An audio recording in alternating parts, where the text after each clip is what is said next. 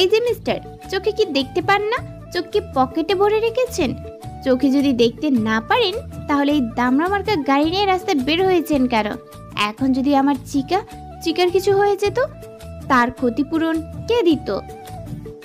ছেলেটা অবাক হয়ে মেয়েটার দিকে অবাক চোখে তাকিয়ে আছে। মেয়েটা জানে না সে কার সামনে দাঁড়িয়ে কাকে কি বলছে, তাও আবার একটা বিড়াল ছানার জন্য। ছেলেটার অবাক হওয়ার চেয়ে রাগে চোখ মুখ লাল হয়ে গেছে। ইচ্ছে করছে কষিয়ে একটা চড় মেরে দিতে। হোয়াট ইজ দিস চিকা চিকা? এই পিচ্ছি, তুমি কাকে কি বলছো তুমি জানো? তোমার সাহস দেখে আমি অবাক হয়ে যাচ্ছি। তুমি জানো আমি তোমার এই মুহূর্তে কি করতে পারি? ডোন্ট কল মি পিচ্চি। আপনি কোন ক্ষেতের মোড়া যে আপনাকে ভয়? আমি এক্ষুনি পুলিশকে ফোন দিচ্ছি। এই মেয়ে ফাজলামি শুরু করেছো। এমনি তোমার জন্য আমার এক ইম্পর্টেন্ট কাজ হাতছাড়া হয়ে গেল। রাস্তা থেকে সরো বলছি। ওই মিয়া, রাস্তা কি আপনার বাপের যে আপনার কথা মতো সরে যাব? এখন পুলিশের কথা শুনতেই ভয় পেলেন, তাই না? ওয়েট, এক্ষুনি পুলিশকে ফোন দিচ্ছি। এই প্রিয়া, পাগল হয়ে গেছিস? চল এখান থেকে। জানিস না উনি কে? বাড়ি চল, পরে বলছি। এই বলে প্রিয়াকে টানতে টানতে নিয়ে গেল। এদিকে আয়ান রেগে গাছে একটা ঘুষি মারল। এই পিচ্চিটার জন্য গুন্ডাটা হাতছাড়া হয়ে গেল। ওইদিকে গাড়িতে বসে আয়ানের বন্ধু শিশির হাসতে হাসতে শেষ। এতক্ষণ বেচারা মুখ টিপে হাসছিল, মেয়েটা চলে যেতে মন খুলে হেসে নিল। মারুফ, দাঁত খেলানি বন্ধ করবি নাকি লাথি দিয়ে গাড়ি থেকে ফেলে দিব? কি করবো বল? এই প্রথম কেউ তোর সাথে এভাবে কথা বললো, তাও একটা পিচ্চি মেয়ে বেড়ালের জন্য, আর একজন পুলিশকেই পুলিশের ভয় দেখালো। বলে আবার সজোরে হেসে দিল মারুফ। আয়ান মারুফের দিকে চোখ রাঙাতেই মারুফ মুখ বন্ধ করে ফেলল। মারুফ জানে আজ বাড়িতে তুফান হয়ে যাবে। গাড়ি চলছে ফুল স্পিডে। আরে কি হচ্ছে কি রিয়া, এভাবে টানছিস কেন? তোর জন্য ওই বাদরটাকে সাহায্য করতে পারলাম না। তুই সাইজটা করবি কি? বরং তোর কপালেই দুঃখ আছে। জানিস উনি কে? উনি হচ্ছে বড় পুলিশ অফিসার আয়ান চৌধুরী। ওনাকে সবাই ভয় পায়, আর তুই কিনা ওনাকেই পুলিশের ভয় দেখাচ্ছিস। শাকচুন্নি, আগে বলবি তো এখন আমার কি হবে? আমাকে বলতে দিয়েছিস তো, তাই হোক, এখন বাদ দে। তোর তো খুব সাহস। এখন তুই সালাম দে, আমি গেলাম।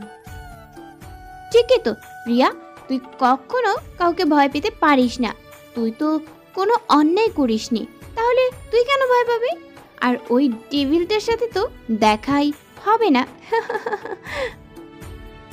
ওদিকে আয়ান বাড়িতে এসে হনহন করে সবার সামনে দিয়ে রুমে চলে গেল। সবাই বুঝতে পারছে কোনো একটা কেলেঙ্কারি হয়েছে। মারুফ এসে আরাম করে সোফায় বসে আছে। সে জানে আয়ান এখন কি করবে। সবাই মারুফের দিকে তাকিয়ে আছে। মারুফ বাবা, ছেলেটার আবার কি হলো বলতো? আরে রাস্তায় একটা পিচ্চি মেয়ের। কি ভাইয়া একটা পিচ্চি মেয়ের সাথে ঝগড়া করে এসেছে? মেয়েটার সাহস আছে বলতে হবে। তখনই ভাঙচুরের শব্দ ভেসে এলো সবার কানে। সবাই বুঝতে পারছে ভেতরে ভূমিকম্প হচ্ছে। রেহেনা বেগম মাথায় হাত দিয়ে বসে পড়ল আর বলতে লাগলো, এই বদমেজাজি ছেলেটাকে যে নিয়ে আমি কি করব। এতক্ষণে সবাই বুঝতে পারছেন আমাদের গল্পের নায়ক আয়ান চৌধুরী আর নায়িকা প্রিয়া রহমান। আয়ান দেখতে লম্বা ফর্সা, মুখে চাপদাড়ি, একজন সত্যনিষ্ঠা পুলিশ অফিসার, তবে ভীষণ রাগী প্রকৃতির মানুষ। আর আমাদের গল্পের নায়িকা দেখতে একটু পিচ্চি টাইপের আর কি।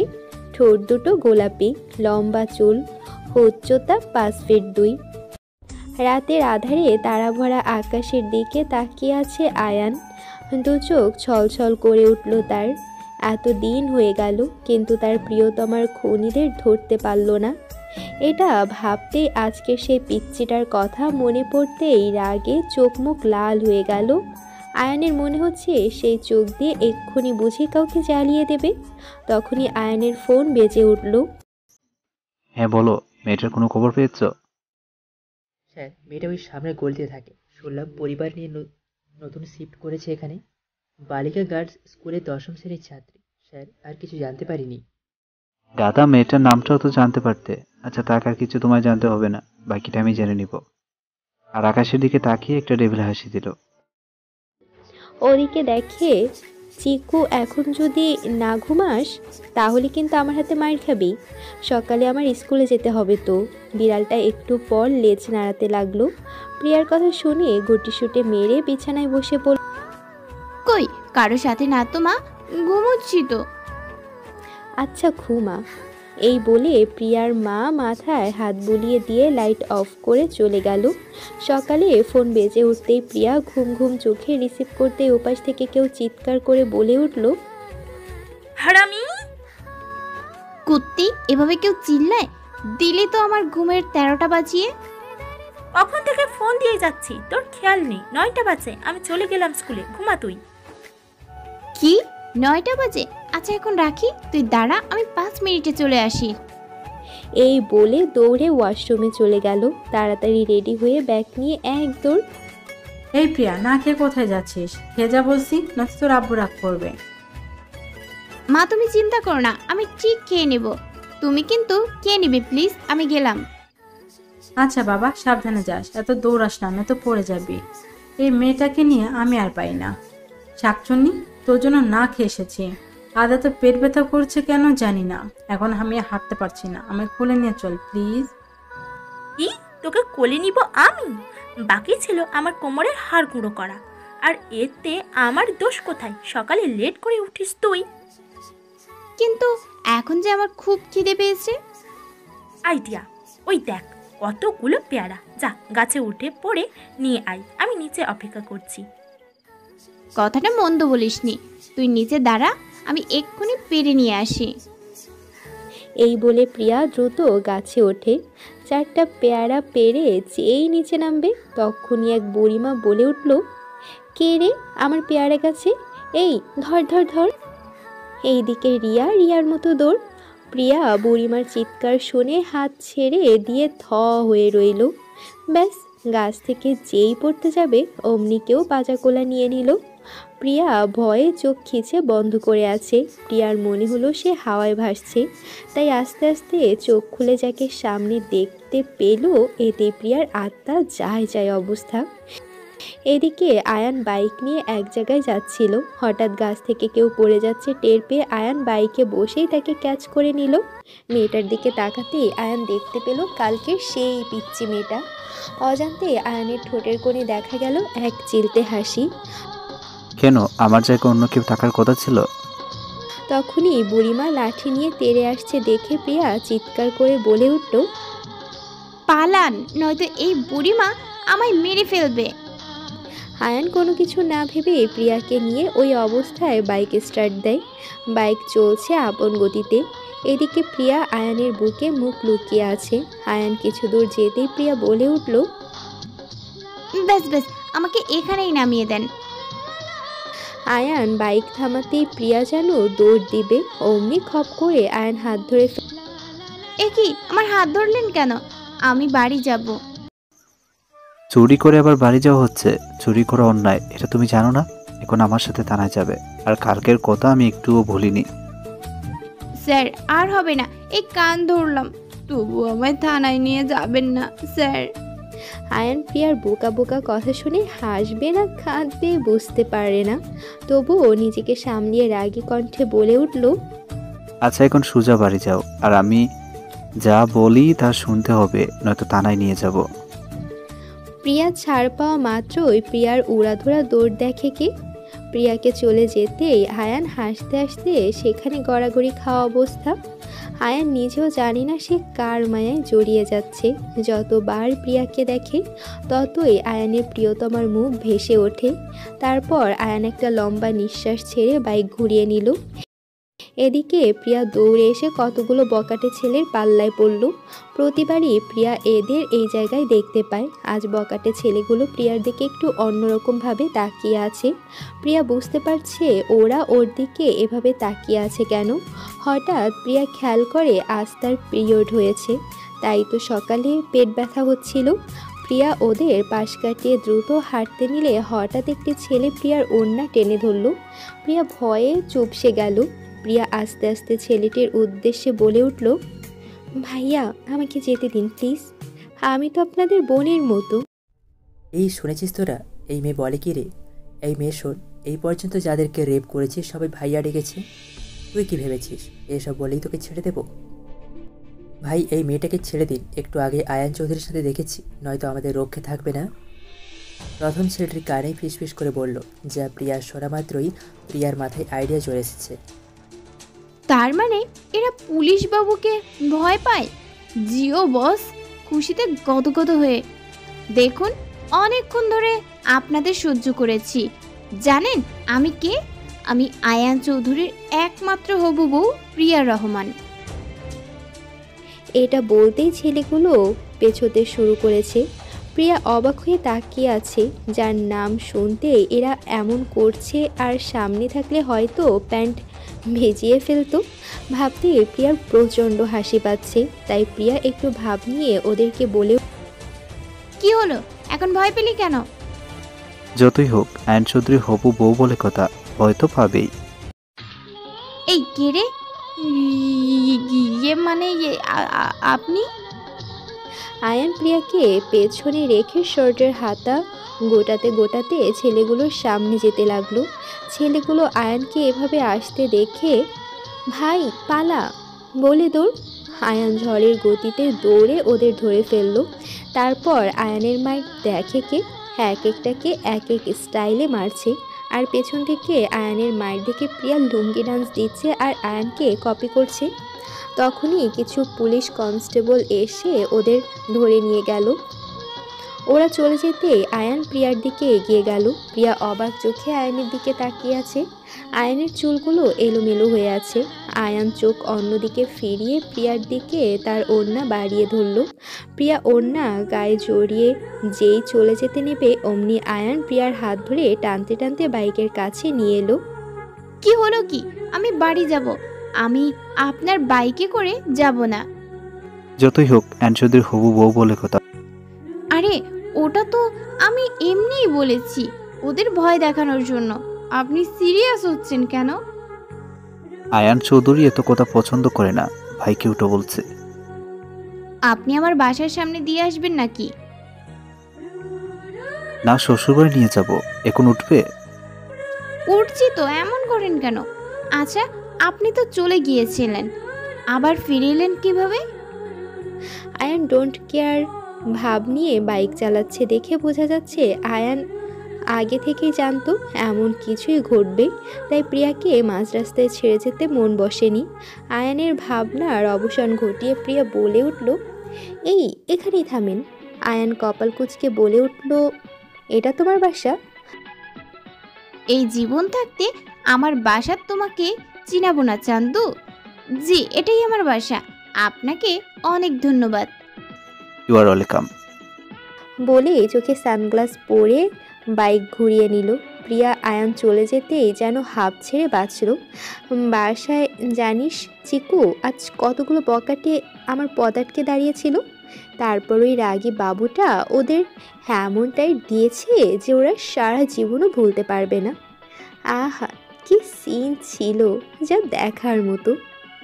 তখনই কেউ বলে উঠল, কি রে, কি দেখার মতো ছিল? আরে যেন তুই? কেমনে মানে, কখন আসলি? এই তো মাত্রই আসলাম। আজ স্কুলে গেলি না? রিয়াকে জিজ্ঞেস করলাম, ও বলল তুই নাকি হসপিটালে আসছিস। ওই রিয়ার বাচ্চারে পাইলে কালকে আমার জায়গায় ও হসপিটালে থাকবে, দেখিনিস? বুঝলাম। ওর কপালে কাল দুঃখ আছে, সেটা আমার আর বুঝতে বাকি নেই। আর কি দেখার মতো ছিল বললি না তো?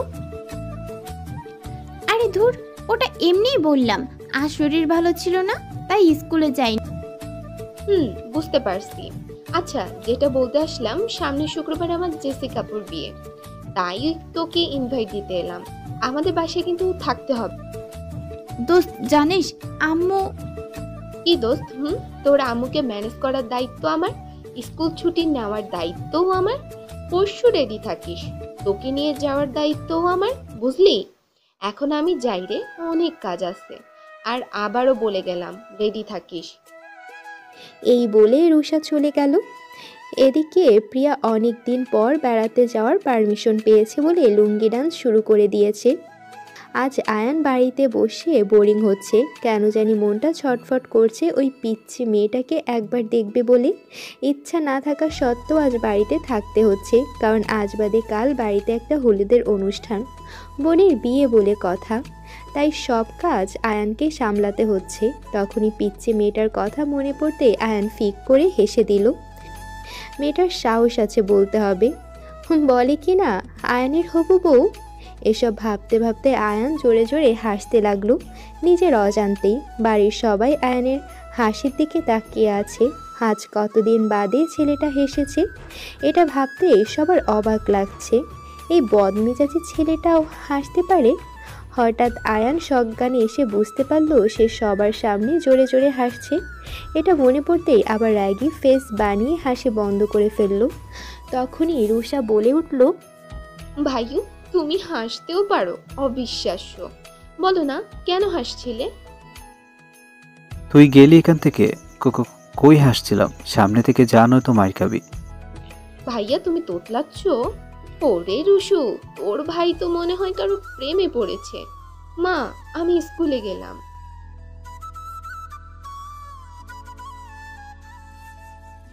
আরে আরে হচ্ছে কি? এভাবে দৌড়াচ্ছিস কেন? গোলা চোট খেলছি তাই। ই আমাকে রেখেই খেলা শুরু করে দিয়েছিস? আমিও খেলবো। আজব তো, তুই দৌড়াচ্ছিস কেন? তুই দৌড়াচ্ছিস তাই আমিও খেলায় যোগ দিলাম। ও খোদা, তুমি আমারে তুইলা নাও। আরে গাদি দেখছিস না রিয়াকে ধরার জন্য দৌড়াচ্ছি। এদিকে রিয়া এসে রুষার পেছনে লুকিয়ে বলল, রুশু আমাকে বাঁচা, নয়তো প্রিয়ার বাচ্চি আমাকে মেরেই ফেলবে। তোরা থামবি? বলতো কি হয়ে আয়ান চৌধুরীর সাথে প্রিয়া ঝগড়া করেছে। আর রিয়া তো ঠিকই বলেছে, এত উঁচু থেকে পড়েছিস বাট ব্যথা পেলি না কিভাবে? এত কথা বলতে পারবো না, সামনে থেকে সরে যা। রুশো, আজ আমি ওর মাথা ফাটাই দিয়ে তারপর শান্তি হব। আচ্ছা পরে শাস্তি দিস, এখন ক্লাসে চল, নয়তো স্যার আমাদের কানে ধরিয়ে বাহিরে দাঁড় করিয়ে রাখবে। আর আজকে তুই কিন্তু আমার সাথে আমাদের বাসায় যাচ্ছিস। বিকেলে প্রিয়ার মার অনুমতি নিয়ে প্রিয়াকে রওনা দিল রুষাদের বাড়ির উদ্দেশ্যে। প্রিয়া ওদের বাড়ি যেতে সবাই প্রিয়াকে দেখে খুশি হয়ে গেল। সবাই প্রিয়াকে পেয়ে গল্পের আড্ডার আসর জমিয়ে ফেলল। শুরু হয়ে গেল তো, মেয়েটা আসতে না আসতে গল্প করা শুরু করে দিলে। রুষা প্রিয়াকে তার রুমটা দেখিয়ে দাও। যাও মা, আগে রেস্ট নিয়ে নাও, তারপর গল্প হবে, কেমন? এই বলে রুষা প্রিয়াকে তার রুম দেখিয়ে দিয়ে শাওয়ার নিতে গেল। প্রিয়া এই বাড়িতে প্রায় আসতো রুষার সাথে, সবার সাথে বেশ মিশুক হয়ে গিয়েছে প্রিয়া, তাই তো সবাই তাকে চেনে। এদিকে প্রিয়া ফ্রেশ হয়ে বাড়িটা ঘুরে ঘুরে দেখছিল। হঠাৎই একটা রুমে নজর আসতে তৎক্ষণাৎ ইচ্ছে হলো রুমটা ঘুরে দেখবে বলে। আগেরবার যখন এসেছিল তখন রুমে তালা দেওয়া ছিল, তাই যেই ভাবা সেই কাজ। রুমের ভেতরে গিয়ে হা হয়ে গেছে। রুমটা অন্য সব রুমের চেয়ে বেশ বড় এবং পরিপাটি। প্রিয়া বুঝতে পারছে না এটা কার রুম হবে। ওয়াশরুমে পানির শব্দ হচ্ছে, বোঝা যাচ্ছে কেউ শাওয়ার নিচ্ছে। প্রিয়ার মনে উকি দিল সম্ভবত এটা রুশের রুম হবে। এটা ভেবে শয়তানি হাসি দিল প্রিয়া।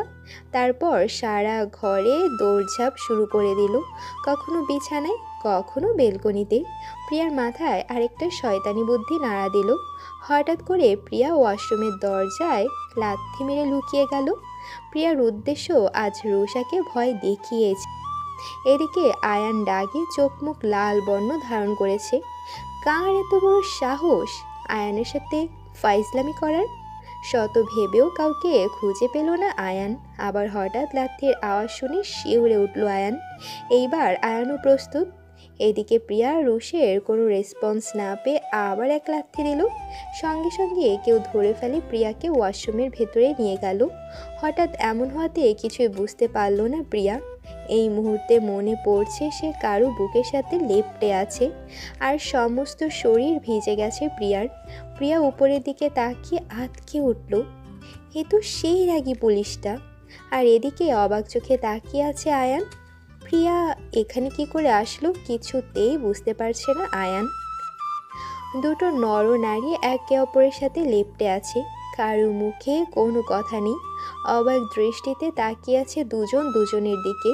এদিকে প্রিয়ার শরীর ভিজে, কাপড়ের ওপর শরীরের ভাঁজ দৃশ্যমান হয়ে উঠেছে। প্রিয়া কাপা কাপা গলায় বলতে শুরু করলো, আমি এখানে ইচ্ছে করে আসিনি, প্লিজ আমাকে ছেড়ে দিন, আমি চলে যাচ্ছি। ছেড়ে তো দিবই, আগে বলো তুমি এই বাসায় আসলে কিভাবে? ওই আসলে আমি রুষার ফ্রেন্ড, রুষা আমাকে নিয়ে এসেছে। এবার ছাড়ুন আমায়, আমার শরীর জমে যাচ্ছে। আরে বোকা মেয়ে, এতে কান্নার কি আছে? ভালো হয়েছে এসেছো, তোমাকে মিস করছিলাম। যতই হোক আয়ন চৌধুরী হবু বউ কথা। পরক্ষণেই মনে হলো প্রিয়ার শরীরে ওড়না নেই, তাই আয়ান প্রিয়াকে ঝটপট ছেড়ে দিয়ে মুখ ঘুরিয়ে নিল। এদিকে প্রিয়া ছাড়া পেতেই লজ্জা মাখা মুখ নিয়ে দৌড়। প্রিয়া চলে যেতেই আয়ান ফিক করে হেসে দিল। এদিকে প্রিয়া দৌড়ে গিয়ে রোষার সাথে ধাক্কা খেল। কিরে, তুই কোত্থেকে দৌড়ে আসলি এভাবে? কেউ দৌড়ায়? আরে তোর শরীর ভেজা ভেজা কেন? আর বলিস না, ওই রুমটা তোর রুম ভেবে এদিকে রুষার হাসি থামাই। আরে ওটা তো ভাইয়ের রুম। ভাইয়ার রুম মানে? তোর ভাইয়া আসলো কোথা থেকে? যতদূর জানি তোর ভাই তো বিদেশে থাকে শুনেছিলাম। আর আয়ান চৌধুরী যে তোর ভাই লাগে বলিসনি কেন? তুই তো সব জানতি। আরে থামবি তো, এক নিঃশ্বাসে আর কত বলবি? যদি তখন আমি বলতাম আয়ান চৌধুরী আমার ভাই, তখন তুই বিয়েতে আসতিস না। হয়েছে, আর রাগারাগি করিস না। সবাই তোর জন্য ওয়েট করছে। কাপড় চেঞ্জ করে তাড়াতাড়ি নিচে আয়, আমি গেলাম। এই বলে রুষা চলে গেল। প্রিয়া একটা বড় নিঃশ্বাস ছেড়ে তার রুমের দিকে অগ্রসর হলো। এদিকে আয়ান বেশ কিছুক্ষণ শাওয়ার নিয়ে চুল মুছতে মুছতে বের হলো। তারপর আলমারি থেকে ব্ল্যাক কালারের টি শার্ট বের করে পরে নিল। তখনই আয়ানের ফোন বেজে উঠল। আয়ান ফোন রিসিভ করে ওপাশ থেকে ভেসে এলো, স্যার, জাফর শিকদারের বিরুদ্ধে অল্প কিছু প্রমাণ জোগাড় করতে পেরেছি। আর আজকে পূর্ব দিকের যে জঙ্গলের রাস্তাটা আছে না, সেখান দিয়ে আজ রাতে জাফর শিকদারের কিছু অবৈধ মালামালের গাড়ি যাবে খবর পেয়েছি। গুড। জাফর শিকদারের পিছনে আরও লোক লাগিয়ে দাও। জাফর শিকদারের 24 ঘন্টা কী করে না করে সব ইনফরমেশন আমার চাই। আর সন্ধ্যায় ফোর্স নিয়ে ওই জায়গায় ঘিরে রাখো। আয়ান রক্তচক্ষু নিয়ে আকাশের দিকে তাকিয়ে মনে মনে বলতে লাগলো, জাফর শিকদার, আস্তে আস্তে তোর সব ক্ষমতা আমি ছিনিয়ে নেব। তোকে পথের ফকির বানিয়ে যদি আমি তিলে তিলে না শেষ করতে পারছি, আমার নামও আয়ান চৌধুরী নয়। আমার কাকায়ের মৃত্যুর প্রত্যেকটা যন্ত্রণা আমি তোকে দিয়ে ছাড়ব। বলে চোখ মুছল আয়ান। তারপর গটগট করে রুম থেকে বেরিয়ে গেল। এদিকে প্রিয়া গোলাপি রঙের একটা 3 পিস পরে নিচে নামলো। তখনই জেসিকা আপু প্রিয়াকে জড়িয়ে ধরল। কী রে মিষ্টি মেয়ে, জেসিকা আপুকে ভুলে গিয়েছিস? আমি ভুলে গেলে কি আসতাম? তোমার বিয়ে হয়ে যাচ্ছে, তুমিই তো একদিন আমায় ভুলে যাবে। এই পাগলি, তোকে কে বললো যে বিয়ে হয়ে গেলেই সবাই সবাইকে ভুলে যায়? আচ্ছা সেসব কথা ছাড়ো, তোমাকে আন্টি ডাকছে, এখন যাও তো। এই বলে ঠেলে জেসিকাকে উপরে পাঠিয়ে দিল। জেসিকা চলে যেতে প্রিয়া চেয়ারের উপর উঠে ফুল দিয়ে সাজাতে শুরু করলো। এই বাড়িতে সবাই প্রিয়াকে ভালোবাসে। এদিকে আয়ান শার্টের হাতা গোটাতে গোটাতে সিঁড়ি বেয়ে নিচে নামতে লাগলো। মা, আমি জরুরি কাজে বাইরে যাচ্ছি, আসতে একটু লেট হবে। রেহেনা বেগমও কোনো কিছু বলল না। এই বাড়িতে আয়ান মুখের উপর কেউ কথা বলতে পারে না, তাই কেউ সাহস করে বলতেও পারছে না আজকে এমন একটা দিনে বাইরে না গেলে হয় না। আয়ান কথাটা বলেই সামনে তাকাতেই চোখ পড়ে এক রমণীর উপর। রমণীর চুল নিয়ে খেলা করতে লাগলো বাতাস। বারবার মুখের উপর চুল উড়ে আসতেই বিরক্ত হচ্ছে প্রিয়া। মুখে একটি ফুল কামড়ে ধরে আছে প্রিয়া, আর 2 হাত দিয়ে সাজাতে ব্যস্ত। হঠাৎ আয়ান খেয়াল করলো চেয়ারটা ভালো মতো বসেনি, এক্ষুনি পড়ে যেতে পারে। যেই ভাবা অমনি প্রিয়ার পা ফসকে যায়। আয়ান ঝড়ের বেগে ছুটে ধরে ফেলে প্রিয়াকে। প্রিয়া চোখ খিচে আয়ানের শার্ট খামচে ধরে আছে। বাকিরা হা হয়ে তাকিয়ে আছে ওদের দিকে, আর কেউ কেউ মুখ টিপে হাসছে। আয়ান প্রিয়ার কাছে আসতেই এক অদ্ভুত অনুভূতি হয়, যে অনুভূতি তার চিরচেনা ভাবতেই তার প্রিয়তমার কথা মনে পড়ে যায়। আয়ান প্রিয়াকে নিচে নামিয়ে বলতে শুরু করলো, এই মেয়ে, এতটা কেয়ারলেস কী করে হো তুমি? তোমাকে কে বলেছে এসব করতে? যদি কিছু হয়ে যেত তাহলে আমার... আর প্রিয়া আয়ানের যাওয়ার পানে তাকিয়ে বলতে লাগলো, তাহলে ওনার কি? তখনই রুষা এসে প্রিয়ার কাঁধে কাঁধ দিয়ে ধাক্কা দিয়ে বলে, ইরে, সামথিং সামথিং মনে হচ্ছে। উফ, যা সিন ছিল না, জাস্ট দেখার মতো। রুশো, খ্যাপাবি না বলে দিলাম। এই বলে রুষার পাশ কাটিয়ে চলে গেল। এদিকে আয়ন ফোর্স নিয়ে অপেক্ষা করছে। তখনই দুটো ট্রাক এদিকে আসতে দেখে ওরা ট্রাক দুটোকে থামায়। ট্রাকের ভেতরে গুন্ডা নেমে আসে। এত পুলিশ দেখে ওরা পালাতে চেষ্টা করে, কিন্তু আয়ান ওদের পায়ে শ্যুট করে দেয়। তারপর গুন্ডাগুলো মাটিতে লুটিয়ে পড়ে। ওদিকে মদ নিয়ে মত্ত থাকা জাফর শিকদারের কানে যায় তার অবৈধ কারবার ধরা পড়ে গিয়েছে। কোনো পুলিশ অফিসার নাকি ওদের ট্রাকসহ মালামাল আটক করেছে। শুনে জাফর শিকদারের মাথায় আগুন উঠে যায়। বড় বড় অফিসাররা জাফর শিকদারের গোলাম, সেখানে কার এত বড় সাহস জাফর শিকদারের বিরুদ্ধে যাওয়ার? এটা ভাবতেই অতীত মনে পড়ে যায় জাফর শিকদারের। জাফর শিকদারের পথে বাধা হয়ে দাঁড়িয়েছিল পলক চৌধুরী। তাকে টাকার লোভ দেখাতে গেলে গর্জে ওঠে পলক। শত চেষ্টা করেও তাকে কিনতে পারেনি জাফর, তাই তার পরিবার সহ গোটা ফ্যামিলিকে ধ্বংস করে দেয় জাফর। তবে কি তার কোনো বংশধর এমনটা করছে? জাফর আর কিছু না ভেবে লোক লাগিয়ে দেয় ওই পুলিশ অফিসারের খোঁজ নিতে। ও কি তার বংশ পরিচয়? ইতিমধ্যে খবরের কাগজে, টিভির নিউজ চ্যানেলে, গোটা ইন্টারনেট দুনিয়ায় খবর ছড়িয়ে গিয়েছে বিশিষ্ট ব্যবসায়ী জাফর শিকদারের অবৈধ মালামালের দুটো ট্রাকসহ আটক করেছে police officer Ayan Chowdhury. Press media জড়ো করেছে জাফর শিকদারের বাড়ির নিচে। এদিকে আয়ানের মা মাথায় হাত দিয়ে বসে আছে। আয়ান ছোটবেলা থেকে অনেক জেদি। সে যেটা বলবে তা করেই ছাড়বে। ছেলেদের চিন্তায় মগ্ন গোটা ফ্যামিলি। এদিকে প্রিয়া আর রুষা গালে হাত দিয়ে বসে আছে। আচ্ছা রুশো, তোর ভাইটা এমন কেন বলতো? আমার ভাই কেমন? এমন একটা নিরামিষ টাইপের, গম্ভীর মুখ, এমন একটা দিনে কই বাড়িতে থাকবে তা না করে নিজের চাকরির পেছনে ছুটছে, যেমন মনে হয় ওরা জীবনে কখনো আনন্দের ছোঁয়াই পায়নি। ভাইয়া আগে এমন ছিল না, খুবই হাসি খুশি একটা মানুষ ছিল, কিন্তু হঠাৎ এক দমকা হাওয়ায় সব কিছু পাল্টে গেল। এই রুশো, বল না আগে কি হয়েছিল? ওই দেখ, ভাইয়া আসছে, এখন না পরে বল। যাই হোক না কেন, আমি আবার ওনার মধ্যে হাসি খুশি ভাবটা জাগিয়ে তুলব, নয়তো আমার নামও প্রিয়া রহমান নয়। আয়ান এসে গটগট করে রুমের দিকে পা বাড়ালো। অনেক ক্লান্ত লাগছে, তবুও চোখে মুখে ফুটে উঠেছে তৃপ্তির হাসি। পেছন থেকে রেহানা বেগম বলে উঠল, আয়ান ফ্রেশ হয়ে খেতে আয়। আয়ান না থেমেই বলে উঠল, ঘরে পাঠিয়ে দিও। এদিকে প্রিয়া অজান্তেই অভিমান করে বসে রইল। এতক্ষণ যাবৎ আয়ানকে দেখবে বলে সোফায় বসেছিল, কিন্তু আয়ান একবারও প্রিয়ার দিকে তাকায়নি পর্যন্ত। এত নিরামিষ কেন লোকটা?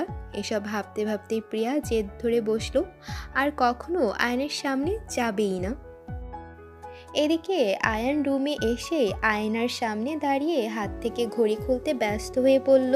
তখনই আয়নের ফোন বেজে উঠল। আয়ন ফোনটা তুলে দেখলো আননোন নাম্বার। অজান্তে আয়নের মুখে ফুটে ওঠে ডেভিল হাসি। আয়ান দেরি না করে ফোনটা রিসিভ করে। ওপাশ থেকে, আমি জাফর শিকদার বলছি। বিশিষ্ট ব্যবসায়ী জাফর শিকদার, যার কাণ্ড কারখানার কথা এখন দেশে বিদেশে সমালোচনা হচ্ছে, তাই তো? এই আয়ান চৌধুরী, সাপেলে যে পা দি, তুই বড় ভুল করছিস তুই। গলা নামিয়ে মিস্টার জাফর শিকদার, এখানে অনেক কিছু তোর দেখার বাকি আছে। তোকে শেষবারের মতো সুযোগ দিচ্ছি, আমার রাস্তা থেকে সরে এসে আমার গোলাম হ, নয়তো তোর কাকা পলক চৌধুরীর মতো তোর গোটা ফ্যামিলিকে আমি... এই বলে অট্ট হাসিতে ফেটে পড়ল জাফর। হাসি থামিয়ে জাফর বলতে লাগলো, তুই কি ভেবেছিস আমি তোর পরিচয় জানতে পারবো না? আর এইসব ছোটোখাটো ব্যাপার আমি জাফর শিকদার চুটকিতে থামিয়ে দিতে পারি। আগে জানতাম মানুষ নাকি মৃত্যুর 40 দিন আগে তার মৃত্যুর খবর পেয়ে যায়। এখন দেখছি ঠিক তাই। জাফর শিকদার, তুই তোর দিনগুলা শুরু করে দে। ঠিক 40 দিনের মাথায় তোর সামনে মৃত্যুর দ্রুত আজরাইল হয়ে দাঁড়িয়ে থাকবো আমি। পারলে আমার হাত থেকে বেঁচে বেরিস। এই আয়ান চৌধুরী, আমার সাথে লাগতে এসে বড় ভুল করছিস। এবার দেখ তোর পরিবারের হাল কি করি আমি। আগে তোর গোটা পরিবারকে তোর চোখের সামনে ধ্বংস করব, তারপর তোকে মারবো। কালকে নাকি তোর কাকাতো বোনের গায়ে হলুদ, পারলে বোনের ইজ্জত রক্ষা করিস। এদিকে আয়নের চোখ রক্তবর্ণ ধারণ করেছে। মুহূর্তে এক মায়াবী চেহারা মনে পড়তেই সব রাগ উধাও। মুচকি হেসে ওয়াশরুমের দিকে পা বাড়ালো আয়ান। এদিকে প্রিয়া আয়ানের রুমে গুটি গুটি পায়ে খাবার নিয়ে আয়ানের রুমের দিকে অগ্রসর। ভেবেছিলাম আর এই নিরামিষের সামনেই যাব না। আমি যা ভাবি কেন তার ঠিক উল্টো দিকটাই হয় আল্লাহ। এইসব ভাবতে ভাবতে আয়ানের রুমে প্রবেশ করলো প্রিয়া। ঘরে আয়ানকে না দেখতে পেয়ে হাঁপ ছেড়ে বাঁচল। খাবার রেখে উল্টো দিকে ফিরে যেই চলে যাওয়ার জন্য পা বাড়াবে, অমনি ড্রেসিং টেবিলের সামনে একটা চকলেট বক্স রাখা দেখতে পেয়েই থেমে গেল প্রিয়া। প্রিয়া চকলেট দেখে লাফিয়ে ওঠে, কিন্তু পরক্ষণেই মনে হলো অন্যের জিনিসে হাত দেওয়াটা কি ঠিক হবে? যদিও ওই নিরামিষটা চোর মনে করে। আচ্ছা, একটা চকলেট খেয়ে নি, পরে বলে দেবনি। এই ভেবে খিক করে হেসে দিল প্রিয়া। পিলু পিলু পায়ে চকলেট বক্স একটা চকলেট মুখে পুরে নিল প্রিয়া। এদিকে আয়ান খালি গায়ে পরনে শুধু একটা তোয়ালে পরে ওয়াশরুম থেকে বের হয়ে দরজায় হেলান দিয়ে দাঁড়িয়ে প্রিয়ার চকলেট খাওয়া দেখছে আর মুচকি মুচকি হাসছে। প্রিয়া খেতে খেতেই হঠাৎ আয়ানকে দেখে ভয় পেয়ে গেল। হাত থেকে চকলেট বক্স ফেলে দৌড় দিয়ে যেই বের হতে নেবে, তার আগে আয়ান দৌড়ে গিয়ে দরজা লক করে ফেলে। হঠাৎ আয়ান সামনে এসে পড়ায় আয়ানের বুকের উপর গিয়ে পড়ে প্রিয়া। আয়ানের জিম করা বডিতে ফোঁটা ফোঁটা পানি এখনো লেগে আছে। আয়ান ঠোঁট কামড়ে হেসে বলে, এই পিচ্ছি, আমাকে দেখে পালাচ্ছ কোথায়? কই পালাচ্ছি? আমি তো আপনার খাবার দিতে এলাম। আমার খাবার দিতে এসেছো নাকি খাবারের অজুহাত দিয়ে আমাকে দেখতে এসেছো? আজকাল রুষার ফোন দিয়ে আমাকে জ্বালাতন করছো। ড্রয়িং রুমে থাকোও নি বলে গাল ফুলিয়ে বসে থাকো, যখন তখন আমার রুমে ঢুকে পড়ো। এসব কি? যেমন আমার বিয়ে করাবো। এদিকে মারাত্মক লজ্জায় কুকরিয়ে আছে প্রিয়া। এই ফাজিল ব্যাটা জানলো কি করে আমি রুষার ফোন দিয়ে ওনাকে ফোন দিয়েছি? প্রিয়া একটা ঢোক গিলে বলল, কি বলছেন এসব আবুল তাবুল? আমাকে যেতে দিন। আয়ান একবার ঘড়ির দিকে তাকিয়ে প্রিয়াকে বলে উঠল, যাচ্ছ যখন চকলেট বক্সটা নিয়ে যাও। এই বলে জামা কাপড় নিয়ে আয়ান ওয়াশরুমে ঢুকে গেল। এদিকে প্রিয়া চকলেট বক্সটা পেতে খুশিতে চিকচিক করে উঠল। ড্রয়িং রুমে এতদিন বাদে চৌধুরী বাড়িটা যেন প্রাণ ফিরে পেল। আগে যেন এই আনন্দটা কোথায় যেন মিলিয়ে গিয়েছিল। প্রিয়া বাড়িতে আসার পর সবার মুখে হাসি ফুটে রয়েছে। কারো মুখ গোমরা দেখলে প্রিয়া সেই মানুষটাকে হাসানোর জন্য উঠে পড়ে লেগে যায়। আজ প্রত্যেকটা মানুষ মন খুলে হাসছে, হইচই করছে, যেন তাদের সাথে আজ বাড়িটাও হাসছে। সবাই এই আনন্দের মাঝে ভুলেই গেছে আয়ান এসব সহ্য করতে পারে না। হইচই একদমই পছন্দ না আয়ানের। আয়ান ফোনে কথা বলতে বলতে নিচে নামতে সবাই চুপ হয়ে গেল। এখন কেমন যেন জনমানবহীন লাগছে প্রিয়ার কাছে। সবাই হঠাৎ এমন চুপ হয়ে যাওয়াতে প্রিয়া ওদের দৃষ্টি আকর্ষণ করে উপরে তাকাতেই দেখলো একজন সুদর্শন পুরুষ, জিম করা বডি, সাদা টি শার্ট পরা, কার সাথে যেন কথা বলছে। বাতাসে সেই মানুষটির সিল্কি চুলগুলো দোল। হঠাৎ আয়ান কথায় কথায় মুচকি হাসলো। গাল দুটো পুরো লাল হয়ে আছে। প্রিয়ার তৎক্ষণাৎ মাথায় একটা দুষ্টু বুদ্ধি এলো সবাইকে হাসানোর।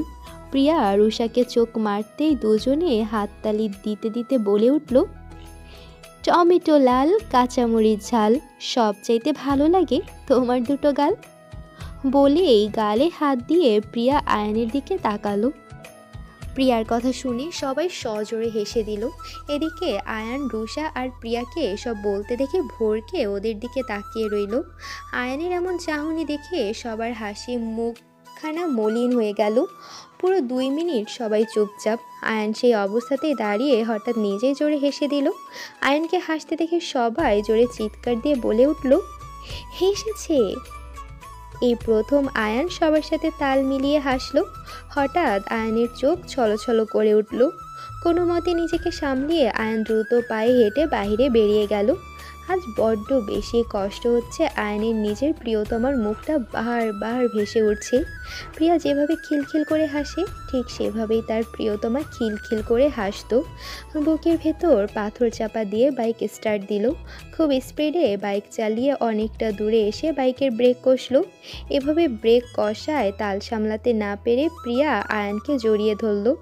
আয়ান প্রিয়াকে এখানে এভাবে দেখে কপাল কুঁচকে ওর দিকে তাকালো। তুমি এখানে কিভাবে আসলে? কেন, আপনি যখন আসলেন তখনই তো আপনাকে এভাবে বাইরে বেরিয়ে যেতে দেখে আমিও ছুটে এসে আপনার বাইকে বসে গেলাম। আপনি কি বোকা? আস্ত একটা মানুষকে পিছে করে নিয়ে এলেন, বলতেই পারেন না।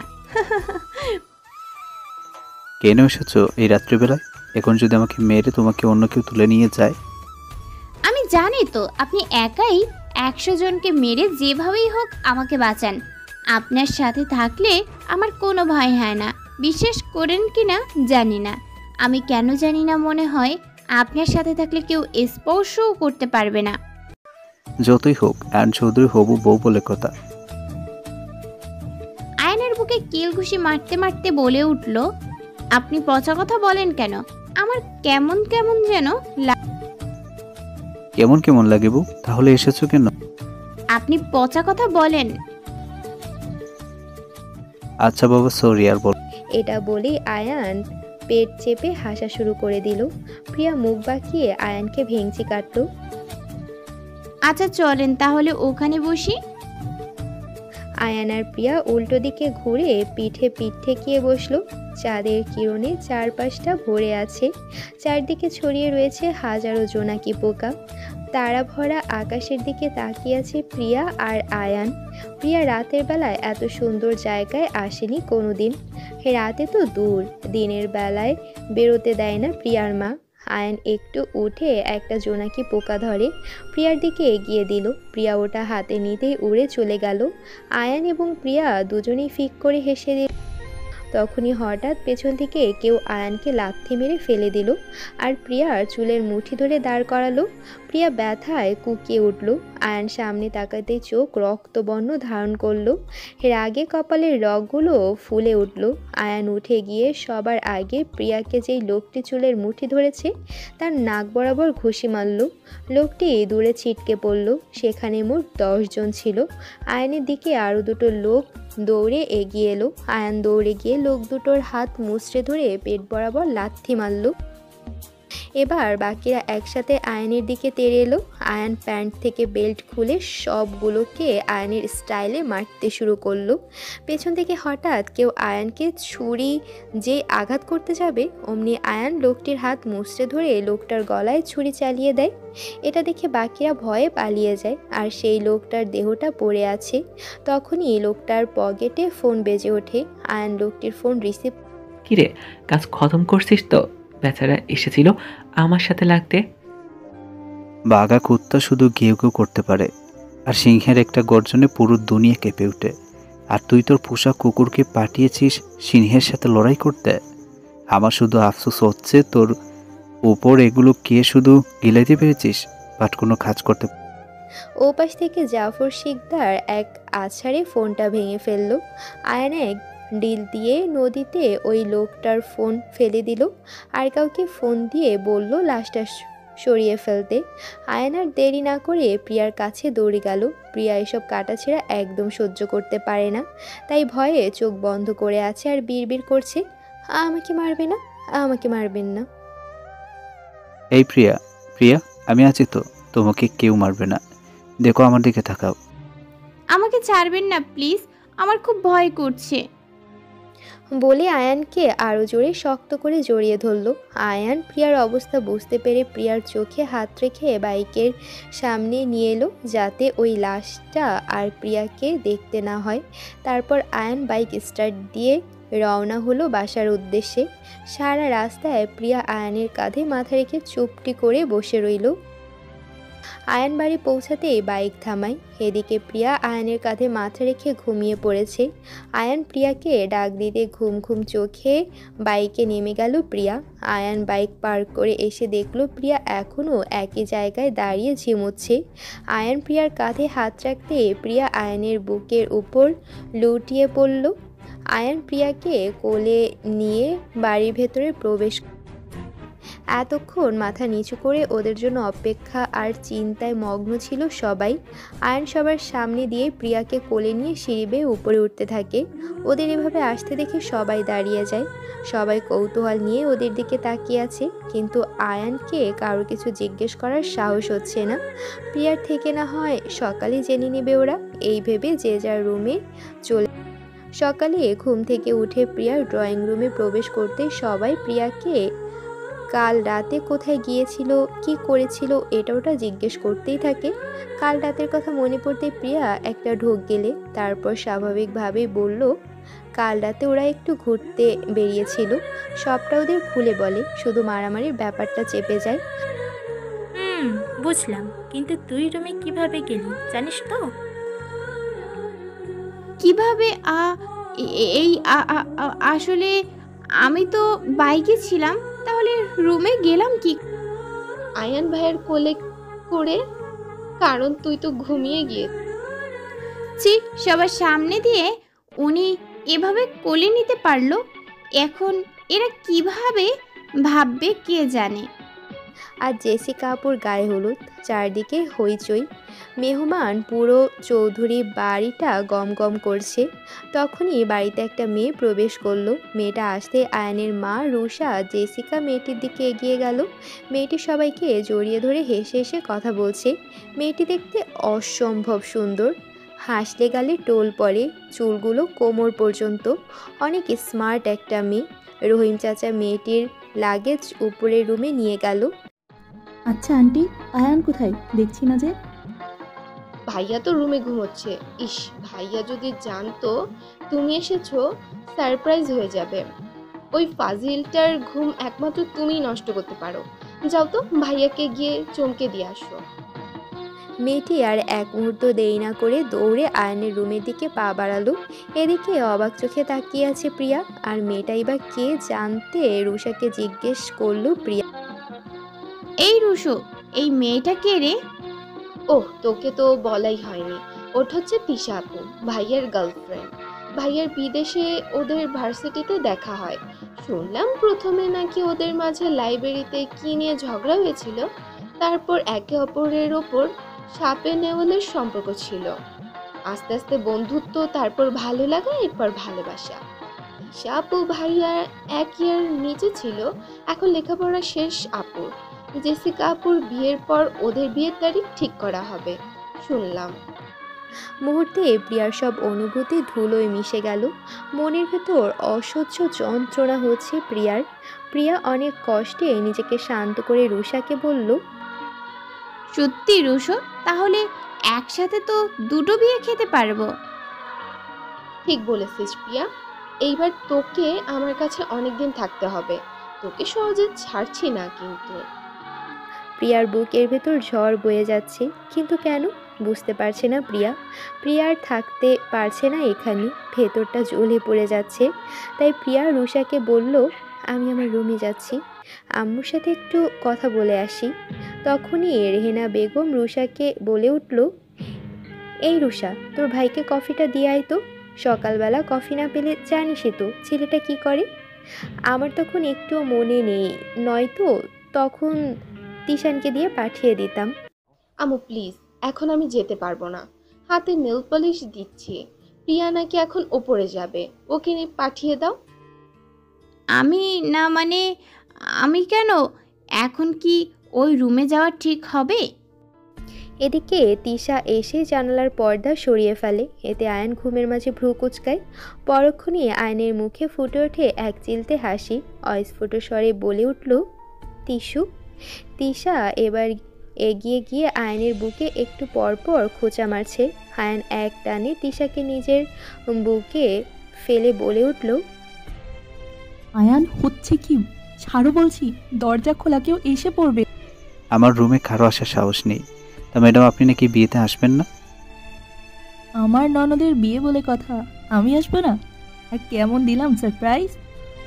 আয়ন কিছু বলতে যাবে তখনই প্রিয়া রুমে ঢুকে পড়ল। তিশাকে আয়নের বুকের উপরে দেখে প্রিয়া মুখ ঘুরিয়ে নিল। হোয়াট ননসেন্স, নক করে আসতে পারো না? আসলে আমি খুব দুঃখিত, দরজা খোলা ছিল তাই।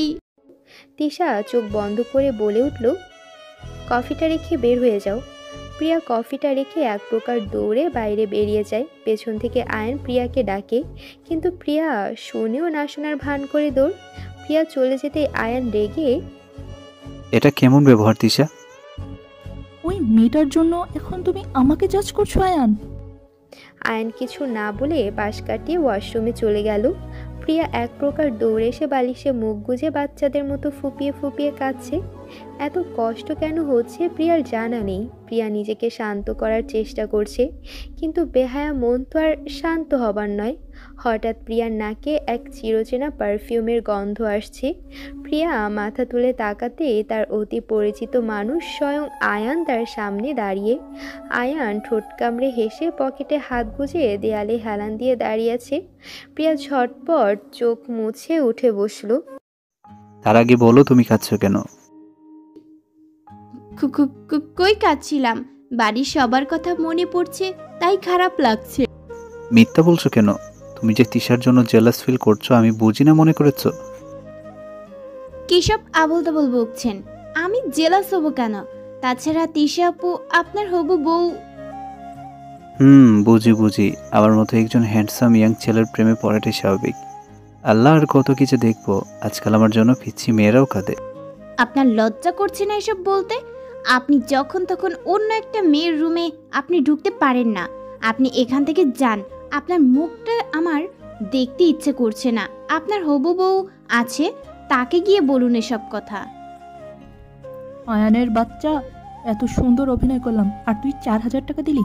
আরো 1,000 বের কর, নয়তো খবর আছে। কাজ কিন্তু ঠিক হয়নি ভাইয়া। আমি আমার ফ্রেন্ডকে কষ্ট দিয়ে আনিয়ে বানিয়ে একটা লাভ স্টোরির গল্প বললাম, আর তুমি কিনা আমাদের 4,000 টাকা দিলে। আরো 1,000 বের করো বলছি, নয়তো প্রিয়াকে বলে দেব তুমি আমাদের দিয়ে সব মিথ্যে বলিয়েছো। আয়ন কপালে হাত দিয়ে বলে উঠল, প্রিয়ার এখনো জানা বাকি আছে।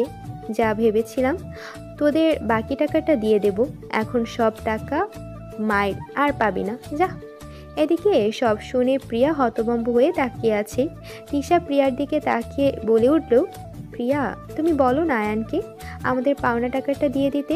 প্রিয়া বলে উঠল, মানে কি? আমি তো কিছুই বুঝতে পারছি না। তারপর রুষা বলে উঠল, আসলে তিশা আপু হচ্ছে আমাদের ফুপি মেয়ে, আর ভাইয়া বলেছিল আমাদের তোর সামনে এই অভিনয়টা করতে, বিনিময়ে আমাদের 5,000 টাকা।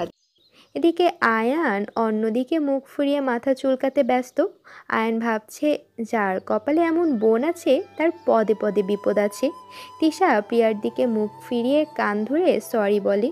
হঠাৎ তিশা খপ করে আয়নের পকেট থেকে মানিব্যাগ নিয়ে দৌড়। ওরা চলে যেতে আয়ান দরজা লক করে দিল। এদিকে প্রিয়া মারাত্মক লজ্জায় লাল হয়ে আছে। এখন প্রিয়ার কেমন প্রতিক্রিয়া করা উচিত বুঝতে পারছে না। ইস, যদি আন্টির কাছে একবার প্রিয়া তিশার ব্যাপারে জিজ্ঞেস করতো তাহলে হয়তো আয়ান প্রিয়ার দুর্বলতা জানতে পারতো না। এদিকে আয়ান মুচকি হেসে আলতো করে প্রিয়ার 2 গাল উঁচু করে ধরল। সাথে সাথে প্রিয়া কেঁপে উঠল। সরি প্রিয়া রানী, আপনি যেহেতু কষ্ট পাবেন জানতাম না। কাল রাতে ঘুম আসেনি। আমার হিংস্রতা দেখে যদি ভয় পেয়ে আপনি দূরে সরে যান, তাই এই নাটকটা সাজানো আপনার প্রতিক্রিয়া বুঝার।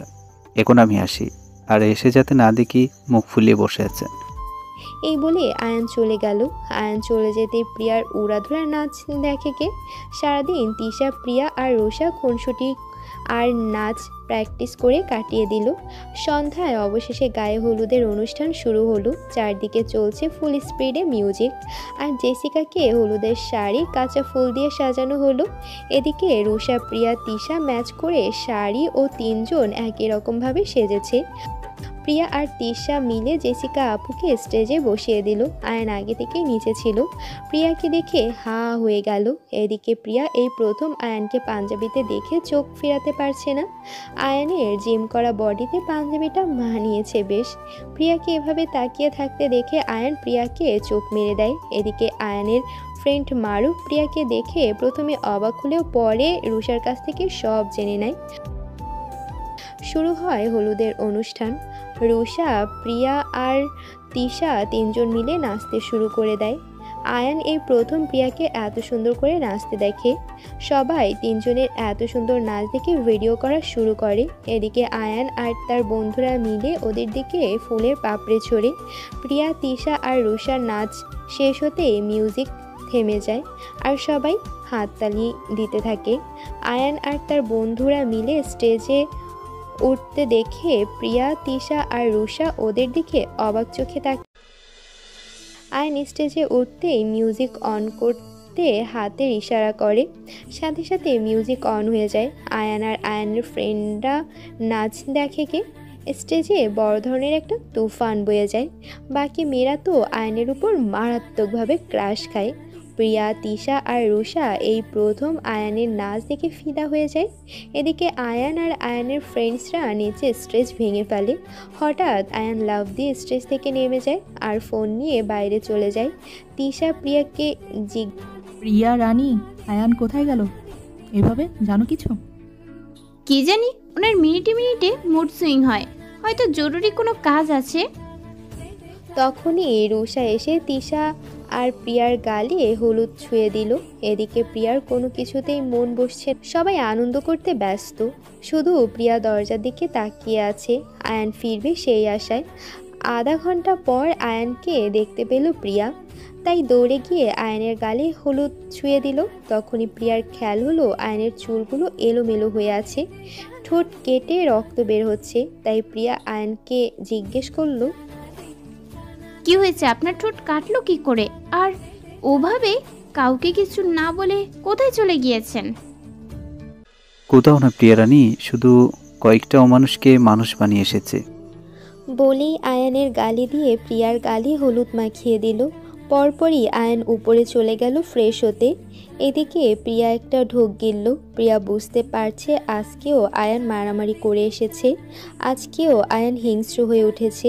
প্রিয়ার মনে নাড়া দিল, কারা আয়ানের পেছে এভাবে পড়ে আছে। ওদিকে জাফর শিকদারের কানে এলো, এবারও তার লোকেরা আয়ানের কিছু করতে পারল না। সব কটাকে আয়না জীবিত ছাড়েনি। শুনেই জাফর শিকদার মদের বোতল ফ্লোরে ছুঁড়ে মারে। জাফর শিকদার এবার প্রিয়ার ব্যাপারে খোঁজ নিতে বলে। জাফর শিকদার বুঝতে পারছে আয়ানের দুর্বলতা প্রিয়াতেই আছে। কান টানলে মাথা আসে বলেই জাফর শিকদার শয়তানি হাসি দিল। অবশেষে হলুদের অনুষ্ঠান শেষ করে যে যার রুমে ঘুমাতে চলে গেল ক্লান্ত থাকায়। যাওয়ার আগে বেহায়া চোখ দুটো শুধু আয়ানকেই খুঁজে বেড়াচ্ছিল। এদিকে আয়ান আকাশের পানি তাকিয়ে সিগারেটের ধোঁয়া উড়াচ্ছে। পেছন থেকে মারুফ বলে উঠল, আয়ান ঘুমাবি চল, এত জেগে থাকলে শরীর খারাপ করবে। যেদিন থেকে আমার প্রিয়তমাকে হারিয়েছি সেদিন থেকে আমার চোখে ঘুম নেই। এটা আমার নিত্যদিনের কাজ। তুই গিয়ে শুয়ে পড় যা। বাই দ্য ওয়ে, ওই পিচ্ছি মেয়েটা কি খেয়েছে? কি রে, হঠাৎ তুই মেয়েটার খবর নিচ্ছিস যে? ভালোবেসে ফেলেছিস নাকি? কি বলিস এসব? ওই পিচ্ছি মেয়েটার প্রেমে পড়বো? মারুফ আর কিছু না বলে গিয়ে শুয়ে পড়ল। এদিকে আয়ান আবার আকাশের দিকে তাকিয়ে একটা দীর্ঘ শ্বাস ফেলে তাচ্ছিল্যের হাসি দিল। এদিকে প্রিয়া রুমে এসে রুষা আর তিশার সাথে গল্প করে হাসাহাসি করছে। তখনই প্রিয়ার ফোন বেজে উঠল। ফোনটা নিয়েই বেলকনিতে চলে গেল।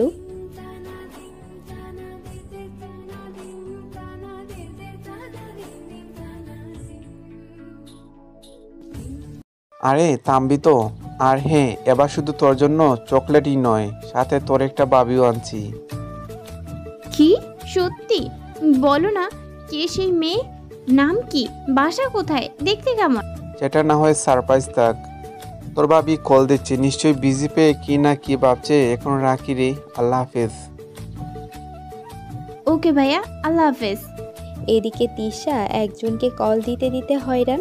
তিশা রেগে আবার কল দিতে নিবে, অমনি সেই মানুষটির কল স্ক্রিনে ভেসে উঠল।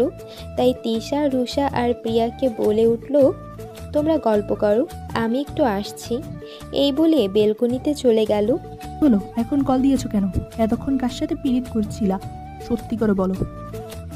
আরে কী সব বলো, বিশ্বাস না হলে আয়ানকে জিজ্ঞাসা করে দেখো আমি কেমন।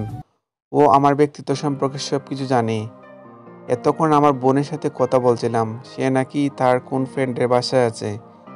এদিকে বাড়িতে এসে তোমার আর আমার কথা আব্বু আম্মুকে বলেছি, তারা রাজি হয়েছে। আমার বাবা তোমার আম্মু আর আয়ানের সাথে কথা বলে আমাদের এঙ্গেজমেন্ট তারিখ ঠিক করে ফেলছে। কি এত কিছু হয়ে গেল আর আয়ান আমাকে কিচ্ছু বললো না? ওর মাথা আল্লাহ জানেন বিয়ের পর আমার কপালে কি আছে। তোমাকে কি আর কিছু বলা যায়? বললেই আমার কপালে দুঃখ আছে। এভাবে কিছুক্ষণ রেহান আর তিশা দুষ্টুমি করে রুমে চলে গেল। তিশা ঘরে আসতেই রুষা বলে উঠল, দেখো না তিশা আপু, কাল নাকি প্রিয়া চলে যাব মানে? তোমাকে তো আমি ছাড়ছি না প্রিয়া, আমার বিয়ে খেয়ে তারপর যাবে। এটা হয় না আপু, আমাকে কাল বাসায় যেতেই হবে। অনেক দিন পর ভাইয়া দেশে আসলো। আহা, মন খারাপ করছো কেন? আচ্ছা যাও, তোমার বিয়েতে না থাকতে পারলেও তোমার শ্বশুর বাড়ি গিয়ে বেরিয়ে আসবো।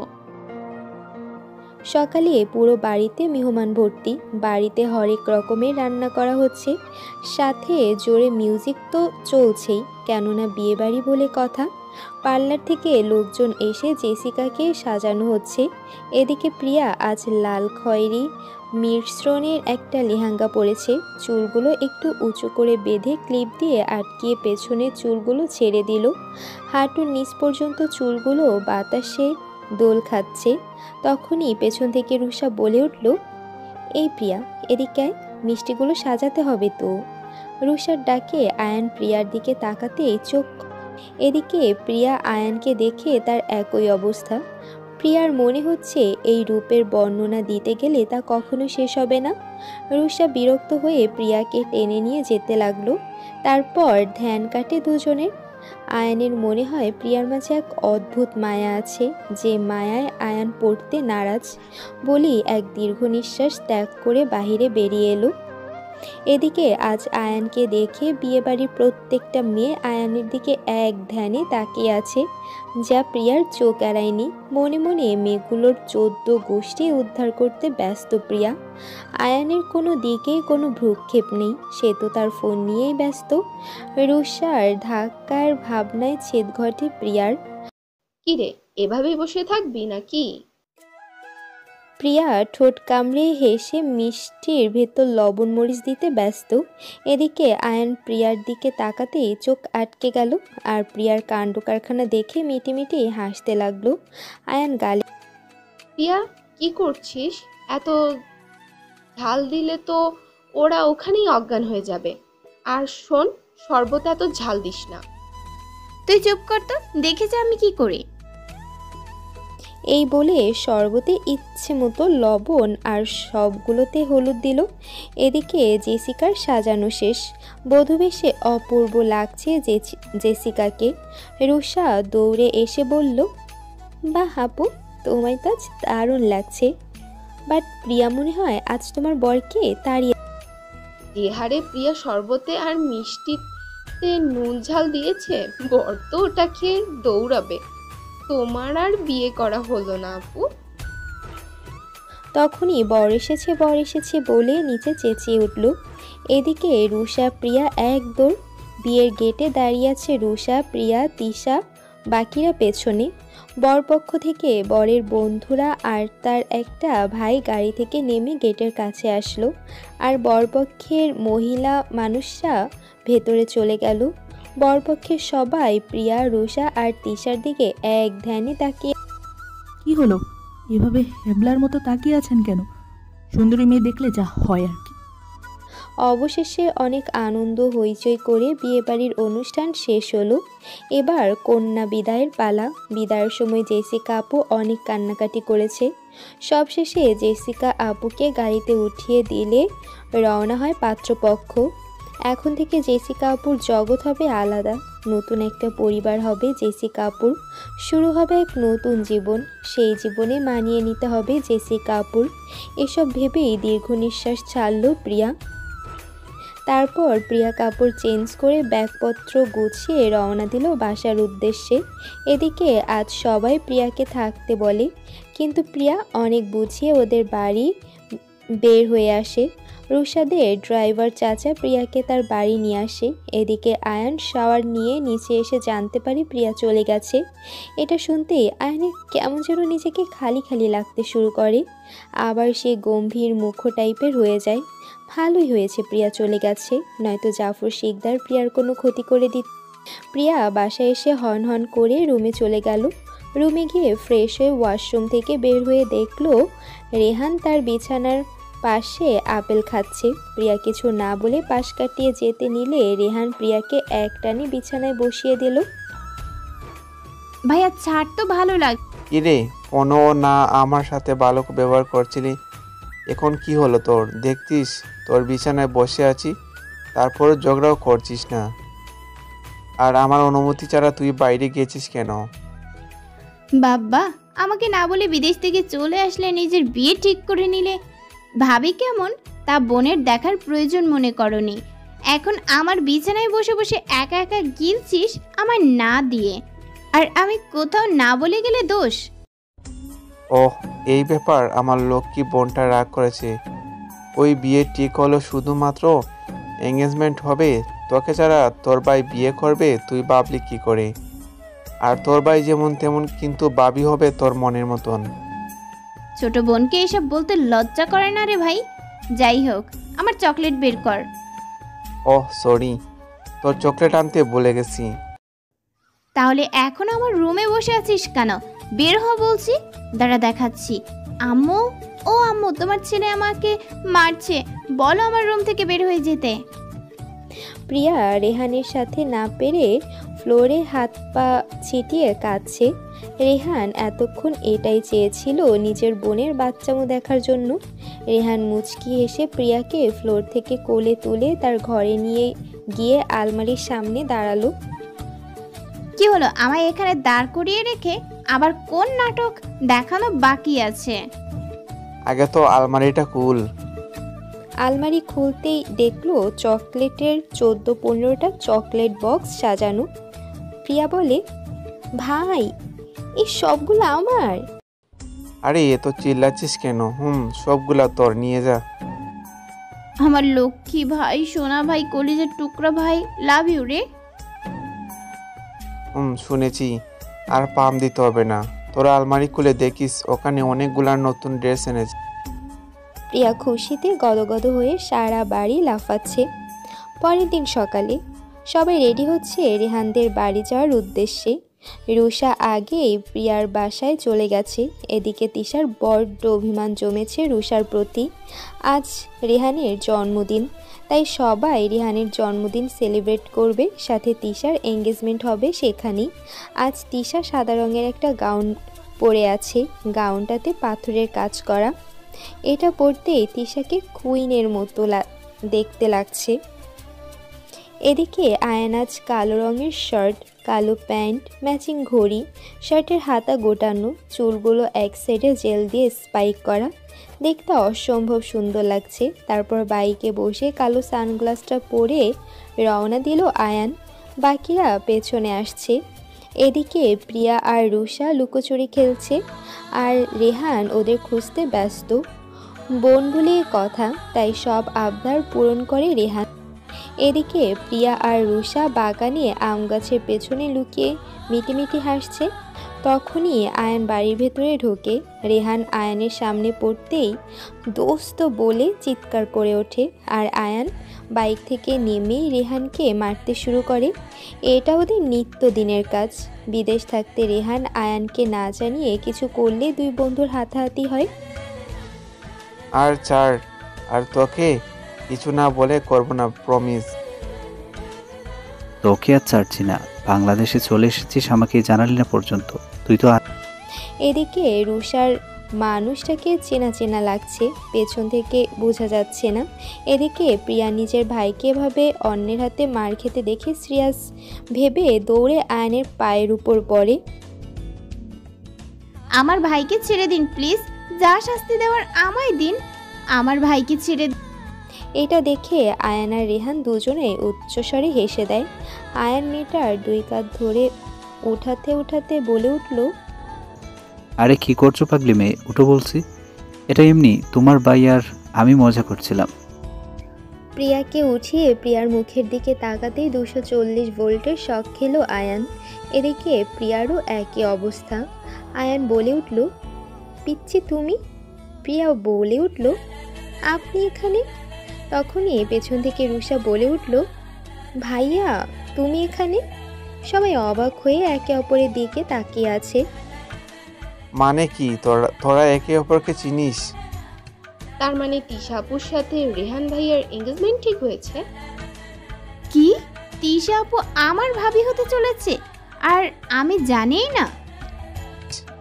আরে সব কিছু খুলে বলতো, আমি কিছুই তো বুঝতে পারছি না। তুই তিশাকে চিনিস প্রিয়া? রুষা সব কিছু খুলে বলে, তারপর বিয়েবাড়ির সব কিছু খুলে বলল। ও আচ্ছা, তাই বলো। এতদিন নিজের বাবির সাথে থেকেছিস, বুঝতেই পারলি না গাদা। আর রুষা, তুমি আয়ানের বোন, আগে বলবা না? আমি জানতাম না কি আপনি ভাইয়ার ফ্রেন্ড। আচ্ছা, আপনাদের ফ্রেন্ডশিপের কাহিনী কি বলুন তো? আসলে আমি যখন বিদেশে যাই তখন আমি আর আয়ান একসাথে এক ভার্সিটিতে পড়তাম।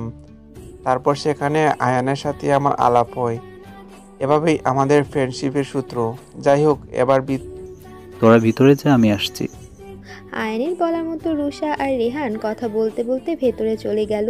প্রিয়াও ওদের পেছন চলে যেতে নিলে আয়ান প্রিয়ার হাত ধরে ফেলে। তুমি কোথায় যাচ্ছ মিস প্রিয়া রহমান? আপনার বাসা তো ওই ঘরের ভিতর, তাহলে এখানে? মানে কে বললো আপনাকে? এত তাড়াতাড়ি ভুলে গেলেন? ওই যে ফার্স্ট টাইম আপনাকে একটা বাড়ির সামনে ড্রপ করে দিয়ে এসেছিলাম। আমাকে মিথ্যে অ্যাড্রেস দেওয়ার মানে কি? আচ্ছা ভুল হয়ে গেছে, এবার চলুন তো ভেতরে, বাহিরে দাঁড়িয়ে থাকবেন নাকি? আয়ান আর প্রিয়ার উপর রাগ করে থাকতে পারল না, নিমিষেই রাগ উধাও। প্রিয়ার এই ইনোসেন্ট ফেস দেখে। এই প্রিয়ার মাঝে কি আছে কে জানে। তারপর আয়ান বলে উঠল, ওকে এবার মাফ করলাম, তবে নেক্সট টাইম যাতে আর মিথ্যা কথা না বলতে দেখি। গুড, তাহলে এবার ভিতরে যাওয়া যাক। তারপর প্রিয়া আর আয়ান ভেতরে চলে গেল। ততক্ষণে তিশা আর বাড়ির সবাই এসে পড়েছে। তিশা ভেতরে ঢুকেই এক দফা অবাক, এখানে রুষা আর প্রিয়া কি করছে ভেবে। তিশাকে দেখে রুষা আর প্রিয়া দৌড়ে এসে ভেতরে নিয়ে গেল। এদিকে তিশা এখনও হতবাক হয়ে তাকিয়ে আছে ওদের দিকে। প্রিয়া তিশার মনোভাব বুঝতে পেরে বলে উঠল, আমি বুঝতে পারছি আপু, তুমি কেন এভাবে বোকার মতো তাকিয়ে আছো। ভাবছো নিশ্চয়ই আমি এখানে কি করছি। আমি বলেছি না তোমার শ্বশুর বাড়ি আমি বেরিয়ে আসবো, এই দেখো চলে আসলাম। সত্যি তুমি এসেছো আমার এঙ্গেজমেন্টে, আমি খুব খুব খুব খুশি। আর রুষা, তুই তো আমার সারপ্রাইজ করে দিলি। আমি ভাবতেই পারছি না তুই প্রিয়াকে নিয়ে আমার শ্বশুর বাড়ি আসবি। আরে আপু, তোমায় প্রিয়া বোকা বানাচ্ছে। প্রিয়ার ভাইয়ের সাথে তোমার এঙ্গেজমেন্ট, ও এই বাসায় থাকবে না তো আর কোথায় থাকবে? আমি আর প্রিয়া জানতামই না তোমার রেহান ভাইয়ের সাথে এঙ্গেজমেন্ট হবে। প্রিয়া আমার ননদিনী, আমি বুঝতেই পারিনি। আচ্ছা যাই হোক, আমি খুব হ্যাপি। আমার এত কাছে থাকা সত্ত্বেও আমি প্রিয়াকে চিনতে পারিনি। এসেই ননদের সাথে বাপ জমিয়ে ফেলছে দেখি। কি করছো কি রেহান, সবার সামনে চোখ মেরে দিলে। তারপর সবাই একসাথে হেসে উঠল। এদিকে আয়ানের মা প্রথমে প্রিয়াকে দেখে অবাক হলো। ও পরে রুষা গিয়ে সবাইকে বুঝিয়ে বলে। সবাই ড্রয়িং রুমে বসে গল্প করছে। হঠাৎ রেহানের চোখ যায় আয়ানের মা রেহানা বেগমের দিকে। কেন জানি মানুষটাকে বড্ড চেনা লাগছে রেহানের। ভেবেই রেহানের হাসি মুখখানা মলিনতায় ভরে যায়। এত ব্যস্ত হওয়ার দরকার নেই। সাথী রহমান মানে প্রিয়ার মা বলেন, তা বললে কি হয় বেয়ান, অন্তত মিষ্টি মুখ তো এখন করতেই হবে। এই বলে সবার হাতে হাতে চায়ের কাপ তুলে দিচ্ছে সাথী রহমান। এদিকে সাথী রহমান সবার প্রথমে আয়ানের হাতে চায়ের কাপ তুলে দিল। আয়ান ফোন রেখে ধন্যবাদ আন্টি বলে হাতে চায়ের কাপ নিতে সাথী রহমানের দিকে তাকালো। এদিকে সবাই প্রিয়ার বাবার সাথে গল্প করতে ব্যস্ত। সাথী রহমানের দিকে অবাক চোখে তাকিয়ে আছে আয়ান। অনবরত চোখ থেকে পানি গড়িয়ে পড়ছে, মনে পড়ছে অতীতের কিছু স্মৃতি। এদিকে প্রিয়া আর রুষা রুমে গিয়ে চকলেট খাচ্ছে। হঠাৎ আয়ানের হাত থেকে চায়ের কাপ পড়ে গেলে রুষা প্রিয়ার শব্দ শুনে জানালার পাশে। কি হলো বাবা, তুমি কাঁদছো কেন? তোমার কি শরীর খারাপ লাগছে? শব্দ হতে সবাই আয়ান আর সাথী রহমানের দিকে তাকায়। আয়ানের মা সাথী রহমানকে দেখে অবাক হয়ে দাঁড়িয়ে যায়। এদিকে আয়ান অস্ফুট সুরে বলে উঠল, কাকিয়া তুমি বেঁচে আছো? সাথে সাথে রেহান দাঁড়িয়ে যায়। কাকিয়া মানে? তুই কি পাগল হয়ে গেছিস আয়ান? স্বপ্না, তুই বেঁচে আছিস? এতদিন কোথায় ছিলি? জানিস তোদের কথা চিন্তা করে আয়নের বাবা হার্ট অ্যাটাক করে মারা গেছে। এদিকে রেহানের চিনতে বাকি নেই, অস্ফুট সুরে বলে উঠল, জেঠিমণি। আয়ান দৌড়ে গিয়ে রেহানকে জড়িয়ে ধরল। তার মানে তুই আমার ছোটবেলার খেলার সাথী আদ্র। এতদিন তোকে কাছে পেয়েও চিনতে পারিনি। হ্যাঁ, আমি আদ্র, সেই আদ্র আমি। মুহূর্তে এই পরিস্থিতি পাল্টে যায়। রেহানা বেগম বলে উঠল, তুই আমার আদ্র? এই বলে রেহানা বেগম গিয়ে রেহানের কপালে চুমু খায়। আমি তো ভাবতেই পারিনি তোদের না। পলক কোথায়? পলক কি বেঁচে আছে? রেহান বলে উঠল, তোমরা শান্ত হয়ে বসো, আমি সব খুলে বলছি। রেহানের কথায় সবাই শান্ত হয়ে যায়, শুধু আয়ান বাদে। আগে বল, আমার প্রিয়তমা কোথায়? ও ঠিক আছে তো? বল না আদ্র, আমার পিচ্ছিটা বেঁচে আছে। আয়ান শান্ত হয়ে বস, বলছি তো আমি। আর প্রিয়া হলো তোর প্রিয়তমা। এটা শুনতেই আয়ান খুশিতে চোখ বন্ধ করে ফেলে, নিমেষে শান্ত হয়ে যায়। এদিকে প্রিয়া কিছু বুঝতে পারছে না, সব প্রিয়ার মাথার উপর দিয়ে যাচ্ছে। প্রিয়া আয়ানের প্রিয়তমা মানে?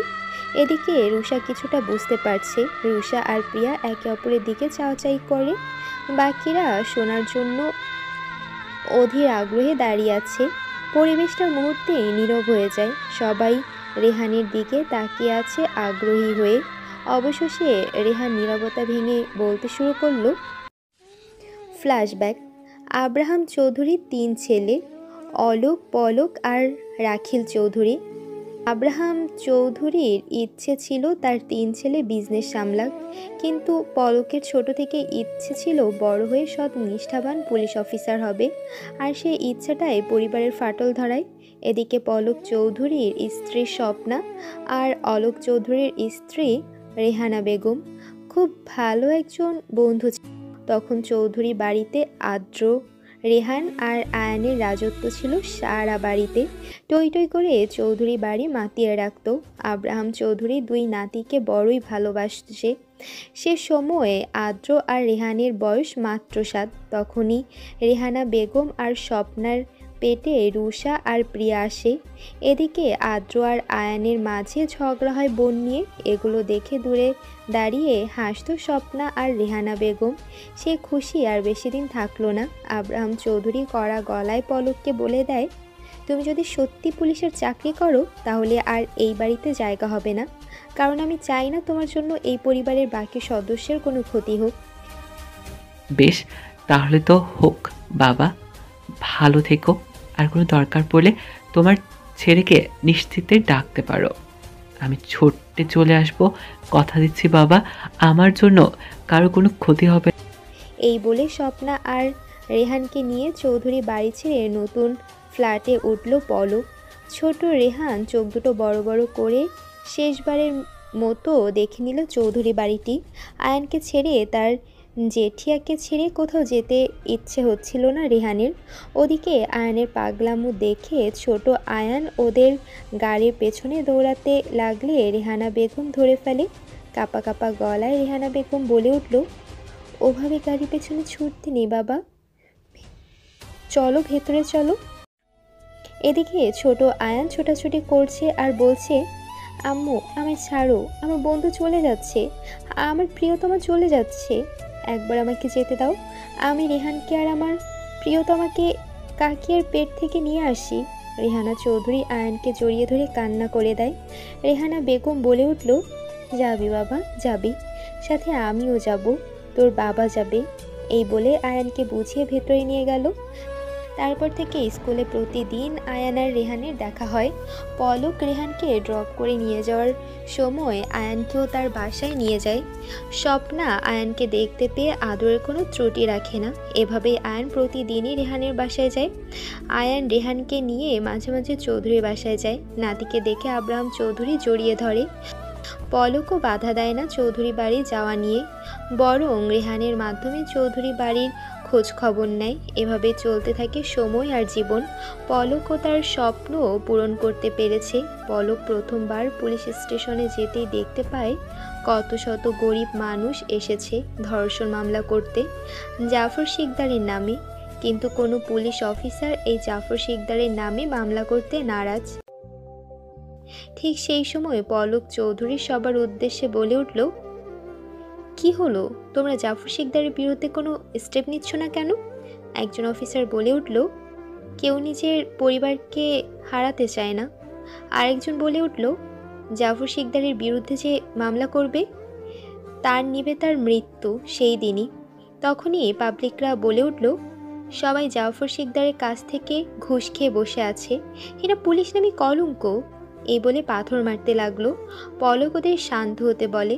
তখন আরেকজন বলে উঠল, আর কত শান্ত হব, আমরা গরিব বলে কি বাঁচার অধিকার? পলক চৌধুরী সব পুলিশের ওপর রেগে বলে উঠল, তোমরা কেন পুলিশদের নামে কলঙ্ক উঠাচ্ছ? বলো, জাফর শিকদার যেই হোক না কেন, অপরাধ করা সেটা আইনের বিরুদ্ধে। আজ যদি তোমাদের মা বোনদের ইজ্জত নিয়ে টানাটানি করতো, তাহলে তোমরাও কি শান্ত হয়ে বসে থাকতে পারতে? এটা বলতেই সবাই মাথা নিচু করে ফেলে। কি মাথা নিচু করে ফেলেছে? কি পারতে না, তাই তো? তাই আসো এই গরিব মানুষের মা বোনকে আমাদের মা বোন ভেবে জাফর শিকদারের বিরুদ্ধে লড়াই করি। যদি আমরা জাফর শিকদারের বিরুদ্ধে স্টেপ না নিই, তাহলে দিন দিন ওর অন্যায় বেড়ে যাবে। আর তা কি তোমরা হতে দিতে চাও? বিনিময় পলক মুচকি হাসলো, সবার উদ্দেশ্যে বলে উঠল, এখানে সবার কাছ থেকে জাফর শিকদারের বিরুদ্ধে মামলা নাও, বাকিটা আমি দেখে নিচ্ছি। সেখানে সব পাবলিকরা খুশি হয়। পলক জয়ধ্বনি করতে থাকে। সেখানে পলক চৌধুরীর প্রথম বীরের পরিচয় লাভ করে। সব মানুষদের কাছ থেকে স্টেপ নিয়ে পলক যায় জাফর শিকদারকে ধরে আনতে। সব পুলিশ অফিসার মানা করে, কিন্তু পলক একটা মুচকি হাসি দিয়ে রওনা দেয় জাফর শিকদারকে ধরতে। 10 মিনিটের ভেতর জাফর শিকদারের পোষা গুন্ডাদের মেরে মদ নিয়ে মত্ত থাকা জাফর শিকদারকে ধরে লকআপে নিয়ে যায়। পলক তার এই সাহসিকতার জন্য মুহূর্তেই ভাইরাল হয়ে যায়। এদিকে লকআপে বসে রাগে ফুঁসতে থাকে জাফর শিকদার। জাফর শিকদার রেগে বলে উঠল, এই পুলিশ অফিসারের কাজটা কিন্তু তুই ঠিক করিসনি, তুই জানিস না তোকে আমি কি করতে পারি? পলক চৌধুরী বলে উঠল, তাই নাকি? আমার লকআপে বসে আবার আমাকে ধমক দিচ্ছিস? তোর সাহস আছে বলতে হবে। এই বলে পলক লকআপে ঢুকে ইচ্ছে মতো জাফর শিকদারকে মারতে থাকে। তখনই জাফরের বাবা চিল্লিয়ে বলে উঠল, এই পুলিশ অফিসার, আর একটা টোকা যদি আমার ছেলের গায়ে পড়ে তাহলে তোকে দেখে নেব। পলক ভ্রুজোড়া উঁচু করে লকআপ থেকে বেরিয়ে বলে উঠল, সে আমাকে পরেও দেখতে পারেন। এখন বলুন, আপনার এখানে কি চাই? ছেলের মতো বাপেরও কি গরম আন্ডা খাওয়ার শখ জেগেছে? জাফরের বাবা শয়তানি পলকের সামনে জামিনের কাগজ ধরে। পলক ঠোঁট কামড়ে হেসে বলে উঠল, হায় রে টাকার জোর। এই বলে জাফরকে ছেড়ে দেয়। জাফর শার্টের হাতা গোটাতে গোটাতে বলে উঠল, দেখে নেব তোকে। পলক বলে উঠল, মেয়েদের ধর্ষণ করে এখন আমাকেও মেয়ে লাগছে নাকি, যে তোরা বাপ ছেলে এভাবে আমায় দেখতে বলছিস? আরে ভাই, দেখছিস না আমাকে, নাকি কাপড় খুলে বাকিটুকু দেখাতে হবে? এটা বলতেই সব পুলিশ কনস্টেবলরা হেসে কুটি কুটি। আমি চলতে লাগে। থাকের সময় ভালোই যাচ্ছিল পলক চৌধুরীর জীবন, জনগণের কাছ থেকে ভালোবাসার ঘরে বউ সন্তান নিয়ে সুখে শান্তিতে থাকা। ওদিকে জাফর শিকদারের একের পর এক লস হয়ে চলেছে বিজনেসে। কয়েকবার পলক চৌধুরীকে টাকার লোভ দেখিয়ে তার পথ থেকে সরে যেতে বলে, কিন্তু পলক বরাবর ওকে অপমান করে তাড়িয়ে দেয়। এদিকে রাগে ফুঁসতে থাকে জাফর, খোঁজ নেয় তার পরিবারে কে কে আছে, কোথায় থাকে। মনে মনে শপথ করতে থাকে পলককে ছাড়বে না। এদিকে পলকের বাসায় খুশির আমেজে ভরপুর, কারণ আজ আয়ানের প্রিয়তমার জন্ম হয়েছে। 14 দিন হলো।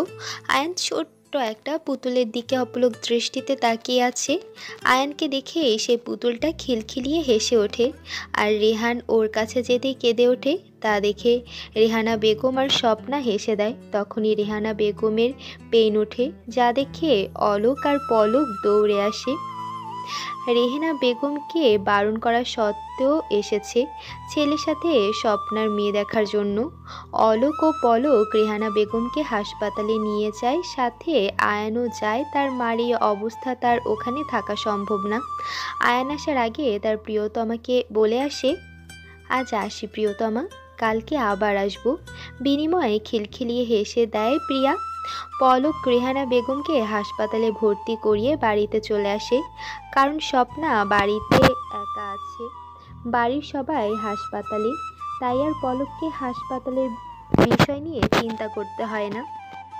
এদিকে পলক জাফরের বিরুদ্ধে ওত পেতে থাকে বড় কোনো প্রমাণ জোগাড় করার জন্য, যাতে পরের বার আর জাফর শিকদার না জামিন পায়। সে সুযোগটা পেয়েও যায় পলক। জাফরের পেছনে আগেই লোক লাগিয়ে দেয় পলক, তাই জাফরের বড়সড় অবৈধ কারবার ধরা পড়ে নারী পাচারের। এসব ভিডিও করে পলকের ফোনে সাথে সাথে পাঠিয়ে দেয়, কিন্তু জাফর তা দেখতে পেয়ে যায় আর সেখানে মেরে ফেলে সেই লোকটিকে মেরে কাটা মাথার ছবি তুলে পলকের ফোনে পাঠিয়ে দেয়, যা দেখে পলকের মাথায় নিমিষে আগুন ধরে যায়। নিজেকে কোনোরকম সামলিয়ে সকালের অপেক্ষায় থাকে পলক। সকাল হলেই এই জাফর নামক ব্যক্তিটির কাহিনী শেষ করবে। এদিকে জাফর শিকদার আজ রাতে প্ল্যান করে পলক ও তার পরিবারকে যেইভাবে সেই কাজ। মাঝরাতে পলকের বাসায় কেউ কলিং বেল বাজায়। এত রাতে কে এলো দেখতে স্বপ্ন উঠে যেই দরজা খুলতে যাবে অমনি পলক আটকে দেয়। এদিকে রেহানা ভেবেছে হয়তো জেঠিয়া বাবু নিয়ে এসেছে, তাই ধরফরিয়ে উঠে সিঁড়ির রেলিং ধরে দাঁড়ালো কে এসেছে দেখার জন্য। পলক দরজা মিলতেই হুড়মুড়িয়ে কতগুলো গুন্ডা আর জাফর শিকদার মুখোশ পরে পলককে মারতে শুরু করে। পলক চৌধুরী স্বপ্নাকে বারবার উপরে গিয়ে বাচ্চাদের পালিয়ে যেতে বলে। স্বপ্না কি করবে ভেবে পাচ্ছে না। এদিকে নিজের স্বামী, ওদিকে নিজের সন্তান। জাফরের ইশারা করতে কতগুলো গুন্ডা স্বপ্নার দিকে এগিয়ে যায়। এদিকে রেহান ভয়ে থরথর করে কাঁপছে। স্বপ্না রেহানকে নিয়ে দৌড়ে ভেতরে গিয়ে দরজা আটকে দেয়। ওদিকে পলক গুন্ডাদের নিজের সর্বোচ্চ শক্তি দিয়ে আটকাতে ব্যস্ত। জাফর শিকদার বলে ওঠে, আমার বিরুদ্ধে প্রমাণ জোগাড় করতে লোক লাগিয়েছিস না? কই তোর ফোন দে বলছি। পলক জীবনেও দেবে না বলতেই পলকের পেটের ভেতর ছুরি চালিয়ে দিল। তারপর গুন্ডারা পলকের ঘরের দিকে অগ্রসর হলো। এদিকে ঘন ঘন দরজা ধাক্কানোর আওয়াজ আসছে, মনে হচ্ছে ভেঙেই ফেলবে। স্বপ্না জোর করে জানালা দিয়ে রেহানকে বাইরে যেতে বলে গাছ বেয়ে। রেহান যেতে না চাইলে পলকের কসম দেয়। তারপর রেহান রাজি হয় বোন নিয়ে পালিয়ে যেতে। রেহান যাওয়ার সময় পলক চৌধুরীর ফোনটা নিয়ে দেয়, যাতে জাফর আর ফোনটা না পায়। আর স্বপ্না তাড়াতাড়ি তার বোনের নাম্বার সেভ করে দিয়ে বলে তার বোনের কাছে ফোন দিতে। রেহান অবাক হয়ে যায়, তার মার বোন আছে এটা শুনে। স্বপ্না বলে উঠল, আমার বোন হুবহু আমার মতোই দেখতে, আজ থেকে তাকে মা বলে ডাকবি। এই বলে রেহানকে ধাক্কিয়ে জানালা দিয়ে বাইরে বের করে দেয়। শেষবারের মতো তার ছেলে মেয়ের কপালে একটা চুমু দিয়ে নেয়। তারপর শাড়ি দিয়ে দোলনা বেঁধে জানালা দিয়ে প্রিয়াকে রেহানের কোলে পাঠিয়ে দেয়। রেহান বোনকে কোলে পেতেই ছুটতে শুরু করে। কিছু দূর গিয়ে তার মার ব্যথা ভরা চিৎকার শুনে দাঁড়িয়ে যায় রেহান। না জানি কি করেছে তার মার সাথে লোকটা। এটা ভাবতে রেহানের মরে যেতে ইচ্ছে করছে, কিন্তু তার বোনের ঘুমন্ত মুখটা দেখে আবার ছুট লাগায়। এদিকে জাফর শিকদার খবর পেয়ে যায় পলকের ফোন নিয়ে তার 2 ছেলে মেয়ে পালিয়েছে, তাই ওদের পেছনে লোক লাগিয়ে দেয় মেরে ফেলার জন্য। ততক্ষণে রেহান তার খালাকে ফোন করে সব বলে। জাফর শিকদারের লোক ওদের দিকে এগিয়ে আসছে দেখে রেহান আবার ছুট লাগায়। কিছু দূর যেতে রেহানকে ধরে ফেলবে, সেই মুহূর্তে কেউ একজন এসে এদেরকে গাড়িতে উঠিয়ে নিয়ে যায়।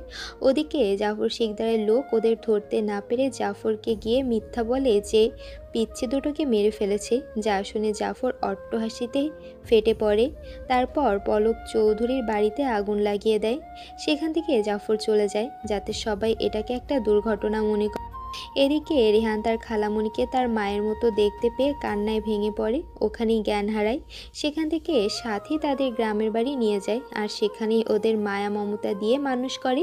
সাথীর কোনো ছেলে মেয়ে না থাকায় ওদের নিজেদের ছেলে মেয়ের মতো আগলে রাখে, কখনো বুঝতে দেয়নি সাথী তাদের পালিত মা। তারপর থেকে আমরা গ্রামে বড় হই। ওই লোকটা আমাদের ক্ষতি করতে পারে ভেবে আমাদের নাম পরিচয় সব কিছু বদলে দেয় মামুনি, বলে দীর্ঘ নিঃশ্বাস ত্যাগ করলো রেহান। এদিকে এখনও চোখ বন্ধ করে আছে আয়ান, তার কানে কথাগুলো বারবার বাজছে আর রাগে ফুঁসছে। এদিকে রেহানা বেগম আর বাকিরা এটা শুনে হা হয়ে আছে, মুখ দিয়ে কোনো কথা বের হচ্ছে না, সবার চোখে জল, এমনকি তিশাও হা হয়ে আছে। রেহেনা বেগম চোখ মুছে বলে সবই বুঝলাম, কিন্তু স্বপ্নার যে আর একটা বোন ছিল, কই আমরা জানতাম না তো, আর বিয়ের দিনও তো দেখিনি। আসলে আমি আমার হাজবেন্ডের সাথে আগে রিলেশনে ছিল, কিন্তু আমাদের পরিবারে এই সম্পর্কটাকেও মেনে নিতে চায়নি, তাই আমি পালিয়ে আসি। সেই দিন থেকে বাবার জন্য আমি মরে গেছি। এরপর থেকে তিনি তার একটাই মেয়ে আছে সেটা দাবি করত। পরিবারের সবাই আমার দিক থেকে মুখ ফিরিয়ে নিলেও আমার বোন আমার সাথে লুকিয়ে কথা বলতো। এদিকে সবটা জেনে প্রিয়ার পায়ের নিচ থেকে মাটি সরে গেল। এতদিন পর সবটা জেনে তার কি প্রতিক্রিয়া করা উচিত বুঝতে পারছে না। এতদিন তার ভাই এত কিছু জেনে ও নিজে কষ্ট সহ্য করে এসেছে, অথচ প্রিয়া কিছুই জানে না। প্রিয়া দৌড়ে গিয়ে রেহানকে জড়িয়ে ধরে কান্না শুরু করে দিল আর বলতে লাগলো, ভাই তুই এতদিন কেন তুই আমাকে কিছু জানাসনি? এত কষ্ট তুই নিজের ভিতর কি করে লুকিয়ে রাখতে পারলি ভাই? তোকে বললে তুই খুব কষ্ট পেয়েছিস বোন, আর তুই জানিস আমি তোর চোখে জল সহ্য করতে পারি না।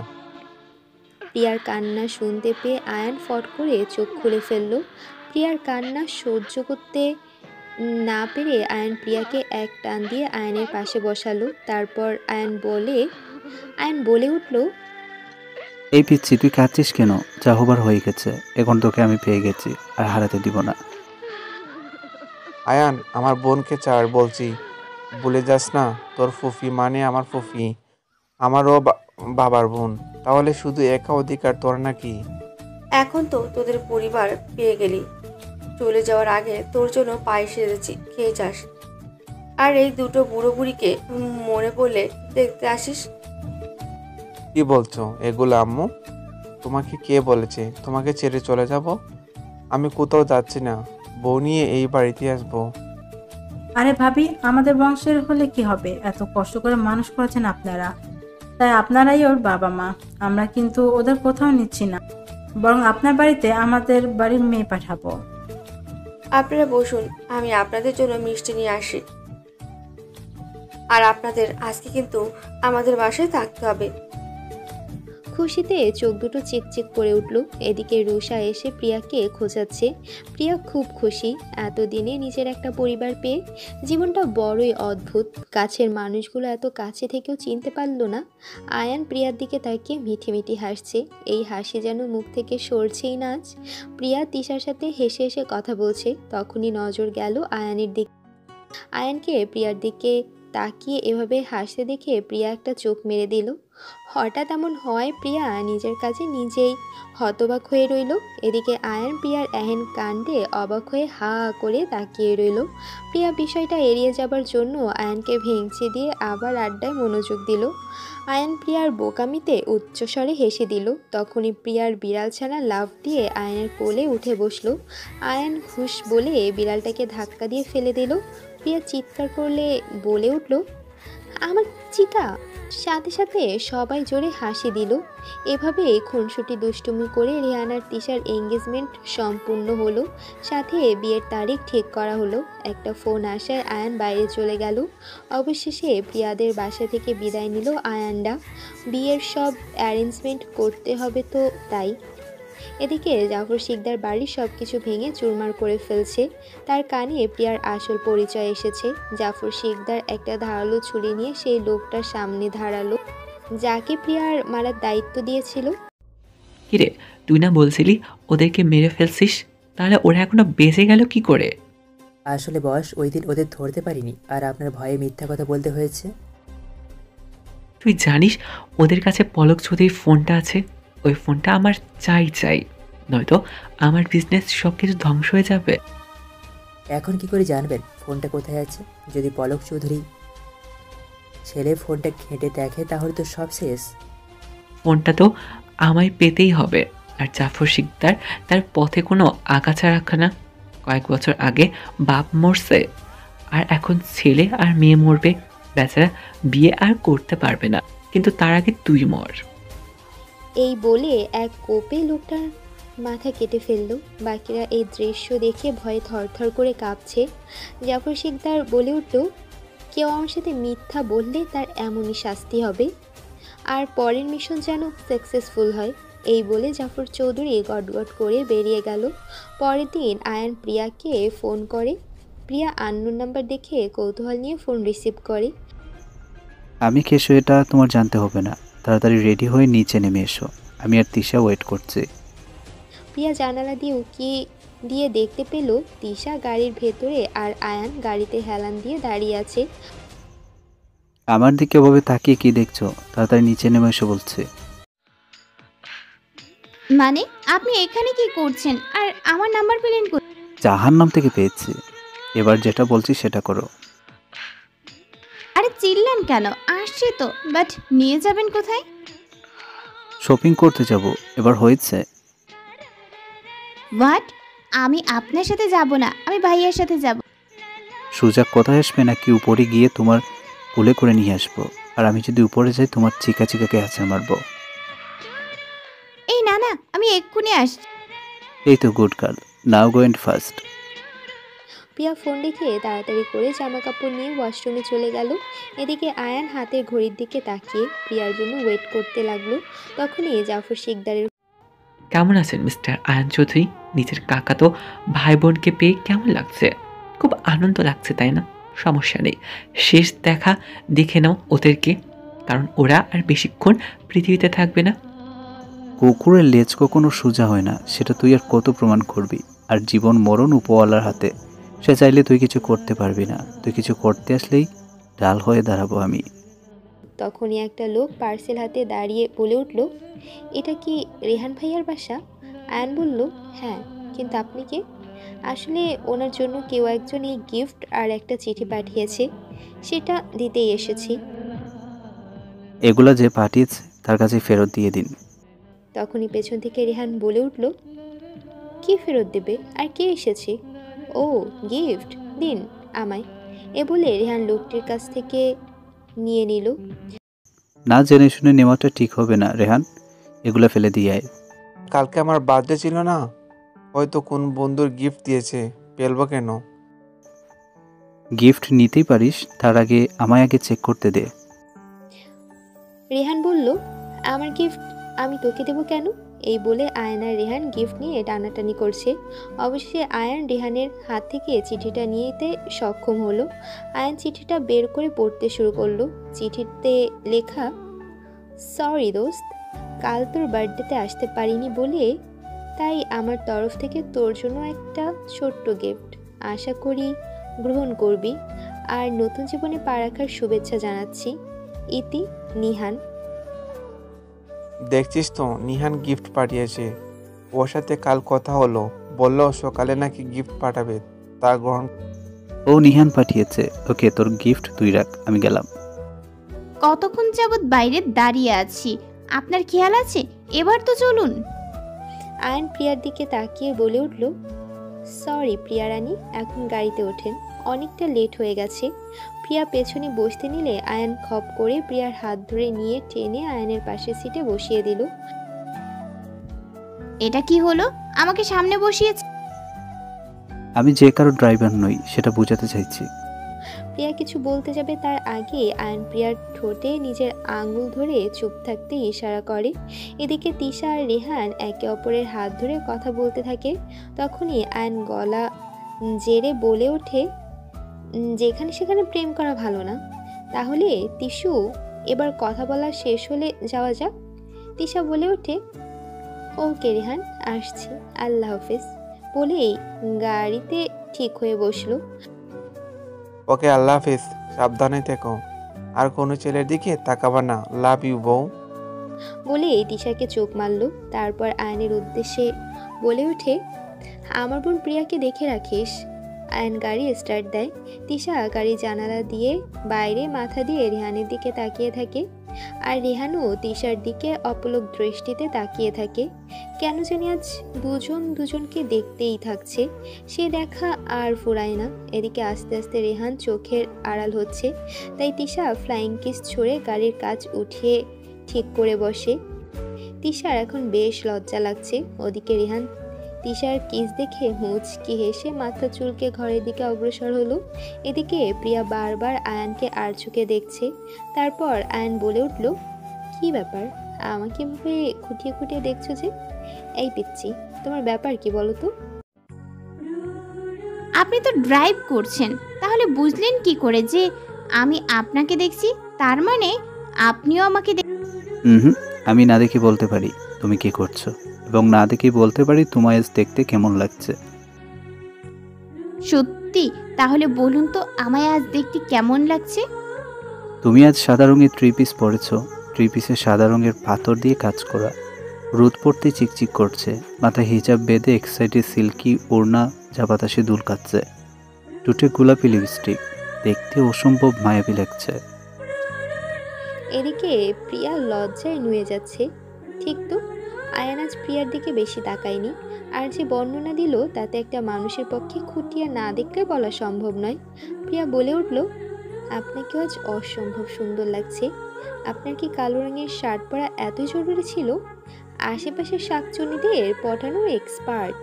আল্লাহ, কেন যে এই ডেভিলটাকে এত সুন্দর করে বানিয়েছে। পিচ্ছির মতলবটা তো আজ ভালো লাগছে না, পিচ্ছি সামথিং সামথিং। নাথিং নাথিং, এই বলে বাইরের দৃশ্য দেখায় মনোযোগ দিল। অবশেষে আয়ান, প্রিয়া, তিশা বড় একটি শপিং মলে ঢুকলো। আয়ান শপিং মলে ঢুকতেই সব মেয়েরা হা করে তাকিয়ে আছে আর ফিসফিস করছে, আরে এটা আয়ান চৌধুরী না? উনি তো অনেক জনপ্রিয় একজন পুলিশ অফিসার। কি হ্যান্ডসাম, ইস, ওনাকে যদি পাইতাম। আয়ান ডোন্ট কেয়ার ভাব নিয়ে প্রিয়ার জন্য কতগুলো জামা সাজেস্ট করলো, ওগুলো প্যাকিং করে দিতে বলল। এদিকে তিশা রেহানের জন্য আর নিজের জন্য কতগুলো কাপড় সাজেস্ট করলো। প্রিয়া কোনো কিছুই ভালো লাগছে না, মেয়েদের কথা শুনছে আর রাগে ফুঁসছে। আয়ান প্রিয়ার হাত ধরে পুরো শপিং মল ঘুরে বেছে বেছে প্রিয়ার জন্য আর আয়ানের জন্য কিছু জিনিসপত্র কিনলো, জামা, জুতা, সব কিছুই। তারপর তারা বিল পে করার জন্য গেল। সেখানে গিয়ে নিহানকে দেখতে পেল, হাতে তার গিফট বক্স। যেই চলে যেতে নেবে অমনি আয়ান নিহানকে ডাক দিল। আরে নিহান না, কিরে কেমন আছিস? আলহামদুলিল্লাহ, ভালো আছি, তুই কেমন আছিস? অনেক দিন পর দেখা। আর তোর সাথে ওরা কে? ওরা হলো এই যে পিচ্ছি মেয়েটাকে দেখছিস, ওটা আমার ছোটবেলার প্রিয়তমা, আর ও হলো তিশা, রেহানের প্রিয়।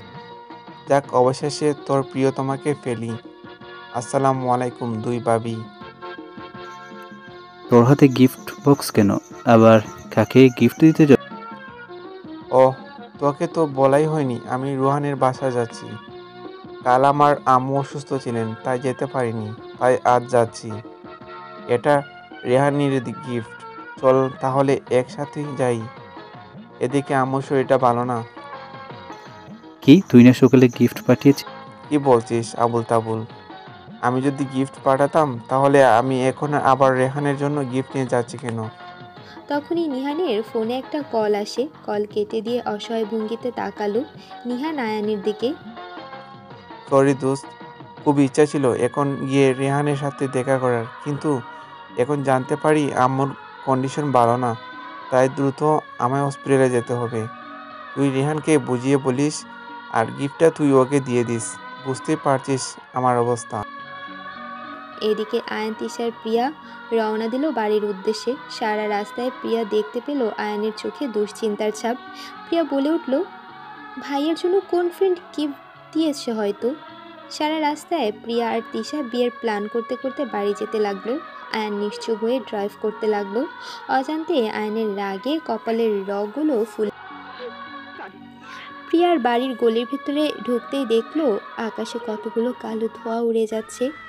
আয়ানের বুকের ভেতরে ধক করে উঠল। তাই আয়ান অনেক জোরে গাড়ির স্পিড বাড়িয়ে দিল। প্রিয়ার তিশা চোখ খিচে বন্ধ করে আছে। প্রিয়াদের বাসার সামনে আসতেই মানুষের প্রচুর ভিড় দেখতে পেল। তারপর আয়ান আর তিশা ভিড় ঠেলে ভেতরে গিয়ে দেখলো ফায়ার সার্ভিসের লোকজন আগুন নিভাতে আর অ্যাম্বুলেন্সে কতগুলো পোড়া লাশ তুলছে। পুরো বিভৎস হয়ে আছে। এদিকে প্রিয়া আয়ান তিশার মুহূর্তের মাঝে পৃথিবীটা থমকে গেল। প্রিয়ার বাকশক্তি হারিয়ে মাটিতে বসে গেল। আয়ানের বুকের ভেতরে ছিন্ন বিচ্ছিন্ন হচ্ছে আর বুঝতে পারছে এগুলো কার কাজ। আয়ান তার প্রিয়তমার মুখের দিকে তাকিয়ে বুকের ভেতর লাখো পাথর জমা রেখে শক্ত করে প্রিয়াকে বুকের মাঝে চেপে রেখেছে। এদিকে তিশা রেহান বলে চিল্লিয়ে উঠল। পাগলের মতো রেহানকে অ্যাম্বুলেন্স থেকে রেহানের লাশ খুঁজতে লাগলো। আয়ান প্রিয়াকে আর তিশাকে একা সামলাতে পারছে না, তাড়াতাড়ি মারুফকে আসতে বলে। এদিকে প্রিয়া ভাই মামুনি বাবাই বলে চিৎকার করে কাঁদছে। এদিকে তিশা সব কিছু উল্টিয়ে ফেলছে। তখনই আয়ানের ফোন কল রিসিভ করতে জাফর শিকদার হেসে উঠল। কল রিসিভ করতে উপাস থেকে জাফর শিকদারের অট্ট হাসির শব্দ ভেসে আসে। তারপর জাফর শিকদার, কী রে, তুই নাকি তোর পরিবারের ঢাল হয়ে সবার আগে দাঁড়িয়ে থাকবি, এখন কি সে ঢাল ভেঙে গেল? একটা কথা কি জানিস তো, উস্তাদের মাইট শেষ রাতে। Just wait and watch. এদিকে মারুফ এসে তিশাকে সামলাতে শুরু করলো, কিন্তু তিশা পাগলের মতো হাত পা ছোড়াছুড়ি করতে লাগলো। বলতে লাগলো, আমার রেহানের কিছু হয়নি, আমার রেহান ঠিক আছে, আমি দিব না আমার রেহানকে কোথাও নিয়ে যেতে। রেহান তুমি ফিরে এসো প্লিজ, তুমি ফিরে এসো। এদিকে প্রিয়াকে আয়ান জোর করে নিজের বুকের সাথে শক্ত করে ধরে রেখেছে। প্রিয়া কাঁদতে কাঁদতে আয়ানের বুকের মাঝে অজ্ঞান হয়ে পড়ল। হসপিটালে 2 বেডে শুয়ে আছে তিশা ও প্রিয়া। এখন ওদের ঘুমের ইঞ্জেকশন দিয়ে ঘুম পাড়িয়ে রাখা হয়েছে। আর এদিকে ডাক্তার এসে জানায় অতিরিক্ত পুড়ে যাওয়ার কারণে রেহান ও তার পরিবারের ঘটনাস্থলেই মারা যায়। তাই তাদের আজকেই জানাজা পড়িয়ে কবর দেওয়া হয়। হাসপাতালে প্রিয়ার মুখোমুখি বসে আছে আয়ান। ভাগ্যিস আজ আয়ান প্রিয়াকে বাড়ি থেকে নিয়ে গিয়েছিল, তা না হলে সে তার প্রিয়তমাকেও হারাতো। ভেবে দীর্ঘ নিঃশ্বাস ত্যাগ করলো আয়ান। আয়নের চুলগুলো আজ এলোমেলো হয়ে আছে। ক্লান্তিহীন শরীর চেয়ারের সাথে এলিয়ে দিয়ে চোখ বন্ধ করে রইল আয়ান।